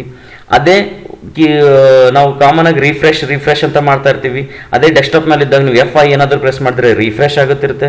ಸೊ ಈ ಥರ ಇಲ್ಲಿ ಕೆಲಸ ಆದರೆ ಬೇರೆ ಒಂದು ಅಪ್ಲಿಕೇಶನಲ್ಲಿ ಹೋದಾಗ ಅಲ್ಲಿ ಬೇರೆ ಥರ ಕೆಲಸ ಮಾಡ್ತಿರುತ್ತೆ. ಸೊ ಅದಕ್ಕೇನು ಹೇಳ್ತೀವಿ ಅಂತಂದರೆ ಬೇರೆ ಬೇರೆ ಅಪ್ಲಿಕೇಶನ್ಗಳಲ್ಲಿ ಬೇರೆ ಬೇರೆ ಥರ ಅಂತ ಕೆಲಸ ಮಾಡುವಂಥ ಕೀಸ್ಗಳು ಯಾವ ಅಂತಂದರೆ ಫಂಕ್ಷನ್ ಕೀಸ್ ಅಂತ ಹೇಳ್ತೀವಿ. ಈ ಫಂಕ್ಷನ್ ಕೀಸ್ಗಳು ಎಷ್ಟು ಇರ್ತಾವೆ ಅಂತಂದರೆ F1 to F12 ಅಂದರೆ ಟೋಟಲ್ 12 ಫಂಕ್ಷನ್ ಕೀಸ್ಗಳನ್ನ ಒಂದು ಕೀಬೋರ್ಡ್ನಲ್ಲಿ ಅವೈಲೇಬಲ್ ಇರುತ್ತೆ. ನೆಕ್ಸ್ಟ್ ಅದಾದಮೇಲೆ ನೆವಿಗೇಷನ್ ಕೀಸ್ ಅಂತ ಹೇಳ್ತೀವಿ. ಈ ನೆವಿಗೇಷನ್ ಕೀಸ್ ಅಂತಂತಂದರೆ ಯಾವ ಥರ ಅಂತಂದರೆ ನಮ್ಮ ಕರ್ಸರ್ ಕಂಟ್ರೋಲ್ ಅಂತ ಹೇಳ್ತೀವಿ. ಕರ್ಸರ್ ಕಂಟ್ರೋಲ್ ಅಂತಂದರೆ ನಾವು ಮೌಸ್ ಹೆಂಗೆ ಮೂವ್ ಮಾಡ್ತೀವಿ ಮೂವ್ ಆಗ್ತಿರುತ್ತೆ. ಅಥವಾ ನಾವು ಟೈಪ್ ಒಂದು ನೆನಪಿರಲಿ, ಈ ಮೌಸ್ ಯಾವ ಥರ ಹೋಗ್ತೀವಿ ಆ ಮೌಸ್ ಜೊತೆ ಬರುವಂಥ ಒಂದು ಮಾರ್ಕ್ ಇದೆ ಅಲ್ವಾ, ಅದಕ್ಕೆ ಏನಂತ ಕರಿತೀವಿ ಅಂತಂದರೆ ಪಾಯಿಂಟರ್ ಅಂತ ಹೇಳ್ತಾರೆ. ಅದು ಯಾವ ಪಾಯಿಂಟರ್ ಅಂದರೆ ಮೌಸ್ ಪಾಯಿಂಟರ್ ಅಂತ ಹೇಳ್ತೀವಿ. ನಾವು ಟೈಪ್ ಮಾಡಬೇಕಾದ ಕರ್ಸರ್ ಏನು ಮೂವ್ಮೆಂಟ್ ಆಗುತ್ತಲ್ಲ ಅದಕ್ಕೆ ಮಾತ್ರ ಕರ್ಸರ್ ಅಂತ. ಅಂದರೆ ನಾವು ಟೈಪ್ ಮಾಡುವಾಗ ಬ್ಲಿಂಕ್ ಆಗ್ತಿರುತ್ತೆ ನೋಡ್ರಿ, ಅದಕ್ಕೆ ಕರ್ಸರ್ ಅಂತ ಕರಿತೀವಿ. ಭಾಳಷ್ಟು ವಿದ್ಯಾರ್ಥಿಗಳು ನಾವು ನೋಡ್ತಿರ್ತೀವಿ ಆ ಮೌಸ್ ಪಾಯಿಂಟರ್ಗೆ ಕರ್ಸರ್ ಅಂತ ಕರಿತಿರ್ತಾರೆ. ದಯವಿಟ್ಟು ತಪ್ಪು ಮಾಡಬೇಡ್ರಿ, ಅದು ಪಾಯಿಂಟರ್ ಅಂದರೆ ಮೌಸ್ ಮೂವ್ ಮಾಡಿದಾಗ ಮೂವ್ ಆಗೋಂಥದಕ್ಕೆ ಏನಂತ ಕರಿತೀವಿ ಅಂತಂದರೆ ಮೌಸ್ ಪಾಯಿಂಟರ್ ಅಂತ ಕರಿತೀವಿ. ನೆಕ್ಸ್ಟ್ ಅದಾದಮೇಲೆ ಕರ್ಸರ್ ಅಂತಂದರೆ ನಾವು ಟೈಪ್ ಮಾಡುವಾಗ ಬ್ಲಿಂಕ್ ಆಗುವಂಥದ್ದಕ್ಕೆ ಏನಂತ ಕರಿತೀವಿ ಅಂತಂತಂದರೆ ಕರ್ಸರ್ ಅಂತ ಕರಿತೀವಿ. ಸೊ ಈ ಕರ್ಸರನ್ನು ನಾವು ಕಂಟ್ರೋಲ್ ಮಾಡೋಕ್ಕೆ ಬಳಕೆ ಮಾಡುವಂಥದ್ದಕ್ಕೆ ಏನಂತ ಕರಿತೀವಿ ಅಂದರೆ ನೇವಿಗೇಷನ್ ಕೀಸ್ ಅಂತ ಹೇಳ್ತೀವಿ. ನೇವಿಗೇಷನ್ ಕೀಸ್ ಯಾವಿದೆ ಅಂದರೆ ಆ್ಯರೋ ಕೀಸ್ ಇದ್ದಾವೆ, ಹೋಮ್ ಕೀಸ್ ಇದೆ, ಎಂಡ್ ಕೀ ಇದೆ, control, alt, page up, page down, delete, insert ಇತ್ಯಾದಿ ಕೀಗಳನ್ನು ಒಳಗೊಂಡಿರುತ್ತೆ. ಸೊ ಇವಕ್ಕೆ ಏನಂತ ಕರಿತೀವಿ ನಾವು ಅಂದರೆ ನೇವಿಗೇಷನ್ ಕೀಸ್ ಅಂತ ಹೇಳ್ತಿರ್ತೀವಿ. ನೆಕ್ಸ್ಟ್ ಇದಾದಮೇಲೆ ಬರುವಂಥದ್ದು ಯಾವುದು ಅಂತಂದರೆ ಮೌಸ್ ಅಂತ ಹೇಳ್ತೀವಿ. ಮೌಸ್ ಇದನ್ನು ಒಂದು ಏನಿದೆ ಅಂತಂದರೆ ಇನ್ಪುಟ್ ಉಪಕರಣ ಇದೆ ಇದನ್ನು ಒಂದು. ಸೊ ಇನ್ಪುಟ್ ಉಪಕರಣ ಇದನ್ನು ಯಾರು ಕಂಡು ಹಿಡಿತಾರೆ ಫಸ್ಟ್, ಅಥವಾ ಇದನ್ನು ಹೆಂಗೆ ಬಂತು ಇದು ಅಂತಂತಂದರೆ ಡಾಗ್ಲರ್ ಎಂಗಲ್ಬರ್ಟ್ ಅನ್ನೋರು ಯಾವಾಗ ಅಂದರೆ 1963ರಲ್ಲಿ ಸ್ಟ್ಯಾನ್ಫೋರ್ಡ್ ರಿಸರ್ಚ್ ಇನ್ಸ್ಟಿಟ್ಯೂಟ್ನಲ್ಲಿ ಫಸ್ಟ್ ಪ್ರಪ್ರಥಮವಾಗಿ ಅದನ್ನು ಪರಿಚಯಿಸ್ತಿರ್ತಾರೆ ಅವರು. ಅದಾದ ನಂತರ ಇದನ್ನು 1999ರಲ್ಲಿ ಮೈಕ್ರೋಸಾಫ್ಟ್ ಕಂಪ್ನಿದವ್ರು ಏನು ಮಾಡ್ತಾರೆ ಅಂದರೆ ಆಪ್ಟಿಕಲ್ ಮೌಸ್ ಅಂತ ಅನ್ನೋದನ್ನು ಪರಿಚಯಿಸ್ತಾರೆ ಅವರು ನಮಗೆ. ಸೊ ಇದು ಆಪ್ಟಿಕಲ್ ಮೌಸ್ ಅಂತಂದರೆ ಏನಂತಂದರೆ ಆ್ಯಕ್ಚುಲಿ ಇದನ್ನು ಯಾವ ಥರ ಕೆಲಸ ಮಾಡುತ್ತೆ ಅಂತಂದರೆ ಒಂದು ಬೆಳಕಿನ ಕಿರಣಗಳ ಮೇಲೆ ಅದು ಕೆಲಸ ಮಾಡ್ತಿರುತ್ತೆ. ಇವಾಗ ನಾವು ಎಲ್ಲರೂ ಯೂಸ್ ಮಾಡುವಂಥ ಒಂದು ಮೌಸ್ ಏನಿದ್ದಾವೆ ಅಂತಂದರೆ ಆಪ್ಟಿಕಲ್ ಮೌಸ್ ಇದ್ದಾವೆ ಅಂತ ಹೇಳ್ಬೋದು. ಹಳೆ ಮೌಸ್ಗಳೆಲ್ಲ ಅಂತಂದರೆ ಕೆಳಗಡೆ ಒಂದು ಬಾಲ್ ಇರ್ತಿತ್ತು, ಆ ಬಾಲ್ ಮುಖಾಂತರ ನಾವು ಅಂದರೆ ಮೌಸ್ ಯಾವ ಥರ ಮೂವ್ಮೆಂಟ್ ಮಾಡ್ತೀವಿ, ಬಾಲನ್ನು ತಿರುಗಿಬಿಟ್ಟು ನಮ್ಮದೊಂದು ಪಾಯಿಂಟರ್ ಮೂವ್ ಆಗ್ತಾ ಇತ್ತು. ಬಟ್ ಇವಾಗ ಬಾಲ್ ಇರುವಂಥ ಮೌಸ್ಗಳು ಇವಾಗ ಲಭ್ಯ ಇಲ್ಲ. ಲಭ್ಯ ಅಂತಂದರೆ ಅವು ಹಳೆಯ ಒಂದು ಮಾಡೆಲ್ ಅಂತ ಹೇಳ್ತೀವಿ. ಸೊ ಇವಾಗ ನಾವು ಬಳಕೆ ಮಾಡ್ತಿರೋದೆಲ್ಲ ಆಪ್ಟಿಕಲ್ ಮೌಸ್. ಅದೇ ಥರ ಸುಮಾರು ಮೌಸ್ಗಳು ಬಂದವು ಇವಾಗ. ಒಂದು ವೈರ್ಲೆಸ್ ಅಂತ ಹೇಳ್ತೀವಿ. ಕೆಲವೊಂದು ಕಂಪ್ಯೂಟರ್ ಮೌಸ್ಗಳಿದ್ದಾವೆ ಇವಾಗ ವಿಥೌಟ್ ವೈರನ್ನು ನಾವು ಆಪ್ರೇಟ್ ಮಾಡ್ತಾ ಇದ್ದೀವಿ, ಅದಕ್ಕೆ ವೈರ್ಲೆಸ್ ಅಂತ ಕರಿತೀವಿ. ಆಮೇಲೆ ಮೆಕ್ಯಾನಿಕಲ್ ಮೌಸ್ ಅಂತ ಹೇಳ್ತೀವಿ. ಇನ್ನೊಂದು ಬಂದುಬಿಟ್ಟು ಆಪ್ಟಿಕಲ್ ಮೌಸ್ ಅಂತ ಹೇಳ್ತೀವಿ. ಇವಕ್ಕೆಲ್ಲ ಏನಂತ ಕರಿತೀವಿ ಅಂತಂದರೆ ಮೌಸ್ನ ವಿಧಗಳು ಅಂತ ಹೇಳ್ತಿರ್ತೀವಿ. ಆಮೇಲೆ ಮೌಸ್ಗೆ ಏನಿದಾವೆ ಅಂತಂದರೆ 2 ಬಟನ್ ಇದಾವೆ, ಒಂದು ಲೆಫ್ಟ್ ಒಂದು ರೈಟ್ ಅಂತ ಇರುತ್ತೆ. ಆ ಲೆಫ್ಟ್ ಬಟನ್ ಮತ್ತು ರೈಟ್ ಬಟನ್ ಅಂತ ಹೇಳ್ತೀವಿ. ಈ ಲೆಫ್ಟ್ ಬಟನ್ ಎದಕ್ಕೆ ಯೂಸ್ ಮಾಡ್ತೀವಿ ಅಥವಾ ಎಡ ಬಟನನ್ನು ಯಾವುದಕ್ಕೆ ಯೂಸ್ ಮಾಡ್ತೀವಿ ಅಂತಂದರೆ ಒಂದು ವರ್ಡ್ ಇರ್ಬೋದು, ಅಥವಾ ಒಂದು ಫೈಲ್ ಇರ್ಬೋದು, ಒಂದು ಫೋಲ್ಡರ್ ಇರ್ಬೋದು, ಅಥವಾ ಯಾವುದೇ ಒಂದು ಚಿತ್ರನ ಇರ್ಬೋದು, ಅದನ್ನು ನಾವು ಆಯ್ಕೆ ಮಾಡ್ಕೊಳ್ಳೋಕ್ಕೆ ನಾವು ಇದನ್ನು ಸೆಲೆಕ್ಟ್ ಅಂತ ಹೇಳ್ತೀವಿ. ಯಾವುದಾದ್ರೂ ಒಂದು ಪಿಕ್ಚರ್ ಇರ್ಬೋದು, ಫೈಲ್ ಇರ್ಬೋದು, ಫೋಲ್ಡರ್ ಇರ್ಬೋದು, ಅಥವಾ ಒಂದು ಆಪ್ಷನ್ ಅಂತ ಹೇಳ್ತಿರ್ತೀವಿ. ಆಪ್ಷನ್ ಕನ್ನಡದಲ್ಲಿ ಆಯ್ಕೆ ಅಂತ ಹೇಳ್ತೀವಿ. ಇದನ್ನು ನಾನು ಆಯ್ಕೆ ಮಾಡ್ಕೋಬೇಕಾಗಿತ್ತು ಅಂತಂದರೆ ನಾನು ಲೆಫ್ಟ್ ಬಟನನ್ನು ಬಳಕೆ ಮಾಡ್ಕೊತಿರ್ತೀನಿ. ಇನ್ನು ರೈಟ್ ಬಟನ್ದು ಎದಕ್ಕೆ ಯೂಸ್ ಮಾಡ್ತೀವಿ ಅಂತ ಅದ್ರದ್ದು ಉಪಯೋಗ ಏನು ಅಂತಂದಾಗ ಒಂದು ಅದು ಹೆಂಗಿದೆ ರೈಟ್ ಬಟನ್ ಅಂತಂದರೆ ನಾವು ಫಂಕ್ಷನ್ ಕೀಸ್ ಬಗ್ಗೆ ಮಾತಾಡ್ತೀವಲ್ಲ, ಪ್ರತಿಯೊಂದು ಅಪ್ಲಿಕೇಶನಲ್ಲಿ ಬೇರೆ ಬೇರೆ ಥರ ಅದರದ್ದು ಫಂಕ್ಷನ್ಸ್ ಇದಾವಂತ. ಅದೇ ಥರ ಈ ರೈಟ್ ಬಟನ್ದು ಸ್ಪೆಷಲ್ ಕೆಲಸನೇ ಇರುತ್ತೆ. ಡೆಸ್ಕ್ಟಾಪ್ ಮೇಲೆ ನಾನು ಏನಾದರೂ ಕ್ಲಿಕ್ ಮಾಡಿದ್ರೆ ಒಂದು ಚಿತ್ರ ಬರುತ್ತೆ. ಅಂತಹ ಚಿತ್ರಗಳಿಗೆ ಅಂದರೆ ಆ ಥರ ಚಿತ್ರ ಬರೋಕೆ ಏನಂತ ಕರಿತೀವಿ ನಾವು ಅಂದರೆ ಮೆನ್ಯೂ ಅಂತ ಕರಿತಿರ್ತೀವಿ.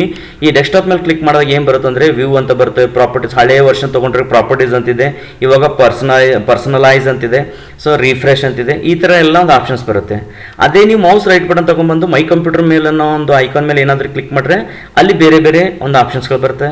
ಅದೇ ಟಾಸ್ಕ್ ಬಾರ್ ಮೇಲೆ ಕ್ಲಿಕ್ ಮಾಡಿದ್ರೆ ಅಲ್ಲಿ ಬೇರೆ ಬೇರೆ ಬರುತ್ತೆ. ಸೊ ಹೀಗಾಗಿ ಏನಂತ ಕರಿತೀವಿ ನಾವು ಅಂತಂದರೆ ಇದು ಬೇರೆ ಬೇರೆ ಜಾಗದಲ್ಲಿ ಅಥವಾ ಬೇರೆ ಬೇರೆ ಸ್ಥಳದಲ್ಲಿ ಬೇರೆ ಬೇರೆ ಒಂದು ಐಕಾನ್ ಮೇಲೆ ಬೇರೆ ಬೇರೆ ಥರ ಕೆಲಸನ ಮಾಡ್ತಿರುತ್ತೆ. ಸೊ ಜನರಲಾಗಿ ನಾವು ಹೇಳಬೇಕಂದ್ರೆ ಅಥವಾ ನಿಮ್ಮ ಪರೀಕ್ಷೆದಲ್ಲಿ ಯಾವ ಥರ ಕೇಳ್ತಾನೆ ಅಂತಂದರೆ ಬೈ ಯೂಸಿಂಗ್ ವಿಚ್ ಬಟನ್, ಯಾವ ಒಂದು ಮೌಸ್ನ ಬಟನನ್ನು ಬಳಕೆ ಮಾಡಿಕೊಂಡು ಒಂದು ಫೈಲ್ ಅಥವಾ ಒಂದು ಫೋಲ್ಡರ್ನ ಪ್ರಾಪರ್ಟೀಸನ್ನು ನೋಡ್ಬೋದು ಅಂತಂದಾಗ ಅದು ಮೌಸ್ನ ರೈಟ್ ಬಟನ್ ಅಂತ ಹೇಳ್ಬೇಕು ನಾವು ಅದನ್ನಷ್ಟೇ. ಆಮೇಲೆ ಇನ್ನು ಅದರಲ್ಲಿ ಮಧ್ಯದಲ್ಲಿ ಯಾವುದಿದೆ ಅಂದರೆ ವೀಲ್ ಇರುತ್ತೆ. ಈ ವೀಲ್ ಎದಕ್ಕಂತಂದರೆ ನಮ್ಮ ಸ್ಕ್ರೀನಲ್ಲಿ ಕಾಣುವಂತಹ ಒಂದು ಇಮೇಜನ್ನು ನಾವು ಪೇಜ್ ಅಪ್ ಪೇಜ್ ಡೌನ್ ಅಂತ ಹೇಳ್ತೀವಿ. ಅಂದರೆ ಮೇಲೆ ಕೆಳಗೆ ಮಾಡಿ ಅದನ್ನು ನೋಡೋಕೆ ಅದನ್ನು ಒಂದು ವೀಲನ್ನು ಬಳಕೆ ಮಾಡ್ತಿರ್ತೀವಿ. ಸೊ ನೆನಪಿರಲ್ರಿ, ಲೆಫ್ಟ್ ಬಟನ್ ಸೆಲೆಕ್ಟ್ ಮಾಡೋಕ್ಕೆ, ರೈಟ್ ಬಟನನ್ನು ಯಾವುದಾದ್ರೂ ಒಂದು ಪ್ರಾಪರ್ಟೀಸನ್ನು ನೋಡೋಕ್ಕೆ, ಇನ್ನು ಚಕ್ರ ಅಥವಾ ವೀಲ್ ಎದಕ್ಕಂತಂದರೆ ಆ ಫೈಲ್ಗಳನ್ನ ಮೇಲೆ ಕೆಳಗೆ ಮಾಡೋಕ್ಕೆ ಅದನ್ನು ಬಳಕೆ ಮಾಡ್ಕೊತಿರ್ತೀವಿ. ನೆಕ್ಸ್ಟ್ ಇಲ್ಲೊಂದು ವಿಶೇಷ ಸೂಚನೆ ಅಂತ ಹೇಳಿದ್ದೀವಿ ನಾವು. ಏನಂತಂದರೆ ಮೌಸ್ನ ಎಡಗಡೆಯ ಬಟನ್ ಒಂದು ಬಾರಿ ಅದುಮಿದರೆ ಏನಾದರೂ ಆಯ್ಕೆ ಮಾಡಿಕೊಳ್ಳಲು. ನೆನ್ಪಿಟ್ಕೊಡ್ರಿ, ನಾವಾಗಲೇ ಹೇಳಿದ್ವಿ ಲೆಫ್ಟ್ ಬಟನ್ ಅದಕ್ಕೆ ಯೂಸ್ ಮಾಡ್ತೀವಿ ಅಂದರೆ ಒಂದು ಸೆಲೆಕ್ಟ್ ಮಾಡ್ಲಕ್ಕಂತ ಹೇಳಿದ್ವಿ. ಅದು ಯಾವುದಕ್ಕಂದರೆ ಆ ಲೆಫ್ಟ್ ಬಟನ್ ಒಂದು ಬಾರಿ ಮಾತ್ರ, ಒಂದು ಬಾರಿ ಏನಾದರೂ ನೀವು ಕ್ಲಿಕ್ ಮಾಡಿದ್ರಿ ಅಂದರೆ ಏನಾಗುತ್ತೆ ಅದನ್ನಂದರೆ ಒಂದು ಆಯ್ಕೆ ಆಗುತ್ತೆ. ಅದೇ 2 ಬಾರಿ ಅದುಮಿದರೆ ಅಂದರೆ ಆ ಒಂದು ಅಪ್ಲಿಕೇಶನ್, ಒಂದು ಎಕ್ಸಾಂಪಲ್ ಒಂದು ಫೈಲ್ ಇದೆ ಅಂತ ಇಟ್ಕೊಳ್ಳೋಣ, ಕಂಪ್ಯೂಟರ್ ಅಂತ ಒಂದು ಫೈಲ್ ಇದೆ ನಿಮ್ಮ ಹತ್ರ. ಆ ಫೈಲ್ ಮೇಲೆ ಫಸ್ಟ್ ಓನ್ಲಿ ಒನ್ ಟೈಮ್ ಅಷ್ಟೇ ನೀವು ಕ್ಲಿಕ್ ಮಾಡಿದಿರಿ ಅಂತಂದರೆ ಅದು ಸೆಲೆಕ್ಟ್ ಆಯಿತು. ಇನ್ ಕೇಸ್ ಒಂದು ವೇಳೆ ನೀವೇನಾದರೂ ಡಬಲ್ ಕ್ಲಿಕ್ ಅಂತ ಹೇಳ್ತೀವಿ ಅದನ್ನು ನಮ್ಮ ಕಂಪ್ಯೂಟರ್ ಭಾಷೆಯಲ್ಲಿ. ಡಬಲ್ ಕ್ಲಿಕ್ ಅಂದರೆ 2 ಬಾರಿ ನೀವೇನಾದರೂ ಆ ಮೌಸ್ ಕೀನ ಪದೇ ಪದೇ ಇಮಿಡಿಯೇಟಾಗಿ ಅದುಮಿದ್ರೆ ಏನಾಗುತ್ತೆ ಅಂದರೆ ಆ ಫೈಲ್ ಓಪನ್ ಆಗುತ್ತೆ. ಅಥವಾ ಒಂದು ಫೋಟೋ ಮೇಲೆ ನೀವು ಡಬಲ್ ಕ್ಲಿಕ್ ಮಾಡಿದ್ರೆ ಫೋಟೋ ಓಪನ್ ಆಗುತ್ತೆ. ಒಂದು ವಿಡಿಯೋ ಇತ್ತು ಅಂದರೆ ವಿಡಿಯೋ ಮೇಲೆ ಡಬಲ್ ಕ್ಲಿಕ್ ಮಾಡಿದ್ರೆ ಆ ವಿಡಿಯೋನೂ ಓಪನ್ ಆಗುತ್ತೆ. ಸೊ ನೆನಪಿರಲಿ, ಡಬಲ್ ಕ್ಲಿಕ್ ಅಂದರೆ ಏನಂತಂದರೆ ಆ ಒಂದು ಅಪ್ಲಿಕೇಶನ್ ಅಥವಾ ಒಂದು ಫೋಟೋ ಅಥವಾ ಒಂದು ಯಾವುದೇ ಫೈಲನ್ನು ಓಪನ್ ಮಾಡೋಕ್ಕೆ ಡಬಲ್ ಕ್ಲಿಕ್ ಅಂತ ಹೇಳ್ತಿರ್ತೀವಿ. ಸೊ ದಯವಿಟ್ಟು ಮರಿಬೇಡ್ರಿ, ಪಾಯಿಂಟ್ಸ್ಗಳನ್ನ ನೆನ್ಪಿಟ್ಕೊಡ್ರಿ. ಸೊ ಇದು ಹಾಗೆ ಮುಂದುವರೆದು ನಾವು ಇವತ್ತಿಗೆ ಇಷ್ಟು ಸಾಕು. ನಾವು ಮುಂದಿನ ಕ್ಲಾಸಲ್ಲಿ ಮತ್ತೆ ನೋಡೋಣ ಅಂತ. ಆದರೆ ಒಂದು ನೆನಪಿರಲಿ, ಇದರಲ್ಲಿ ನಿಮ್ಗೆ ಏನಾದರೂ ತಿಳಿದಿಲ್ಲ ಅಂತಂದರೆ ದಯವಿಟ್ಟು ಕಮೆಂಟ್ ಮುಖಾಂತರ ಕೇಳಿ, ಅಥವಾ ಇನ್ನೂ ಒಂದಿಷ್ಟು ಇದರಲ್ಲಿ ಹೆಚ್ಚಿನ ವಿಷಯಗಳನ್ನ ಹೇಳಿ ಅಂತಂದ್ರೂ ಅದ್ರ ಬಗ್ಗೆ ನಾನು ಮತ್ತೆ ಮುಂದಿನ ವಿಡಿಯೋದಲ್ಲಿ ಹೇಳ್ತಿರ್ತೀನಿ. ನಿಮಗೆ ಲೈಕ್ ಆದರೆ ಒಂದು ಲೈಕ್ ಕೊಡಿ, ಶೇರ್ ಮಾಡಿ, ಆಮೇಲೆ ನಮ್ಮ ಚಾನಲ್ಗೆ ಸಬ್ಸ್ಕ್ರೈಬ್ ಆಗಿರಿ. ಸಬ್ಸ್ಕ್ರೈಬ್ ಆಗೋದ್ರಿಂದ ನಾವು ಮುಂದೆ ಈ ಕ್ಲಾಸನ್ನು ಕಂಟಿನ್ಯೂ ಮಾಡ್ತಾ ಇದ್ದೀವಿ. ಅಂದರೆ ಇದು ಆದ ನಂತರ ಇವಾಗ ಥೆರಾಟಿಕಲ್ ನಡೀತಾ ಇದೆ, ಮುಂದೆ ಪ್ರಾಕ್ಟಿಕಲಿನೂ ನಾವು ಕ್ಲಾಸಸ್ಸನ್ನು ಮಾಡ್ತಾ ಇದ್ದೀವಿ. ಸೊ ಹೀಗಾಗಿ ಯಾವುದೇ ಥರದ ವಿಡಿಯೋಗಳನ್ನ ನೀವು ಮಿಸ್ ಮಾಡ್ಕೊಳ್ಳೋಕೆ ಹೋಗಬೇಡಿ. ಇದು ನಮ್ಮದು ಮೊದಲನೇ ವಿಡಿಯೋ ಇರೋದ್ರಿಂದ ಏನಾದರೂ ತಪ್ಪುಗಳಾಗಿದ್ದರೆ ದಯವಿಟ್ಟು ಕ್ಷಮಿಸ್ರಿ. ಸೊ ಮತ್ತೆ ನೆಕ್ಸ್ಟ್ ವಿಡಿಯೋದಲ್ಲಿ ನಾನು ಸಿಗ್ತೀನಿ. ಅಲ್ಲಿವರೆಗೂ ಟೇಕ್ ಕೇರ್.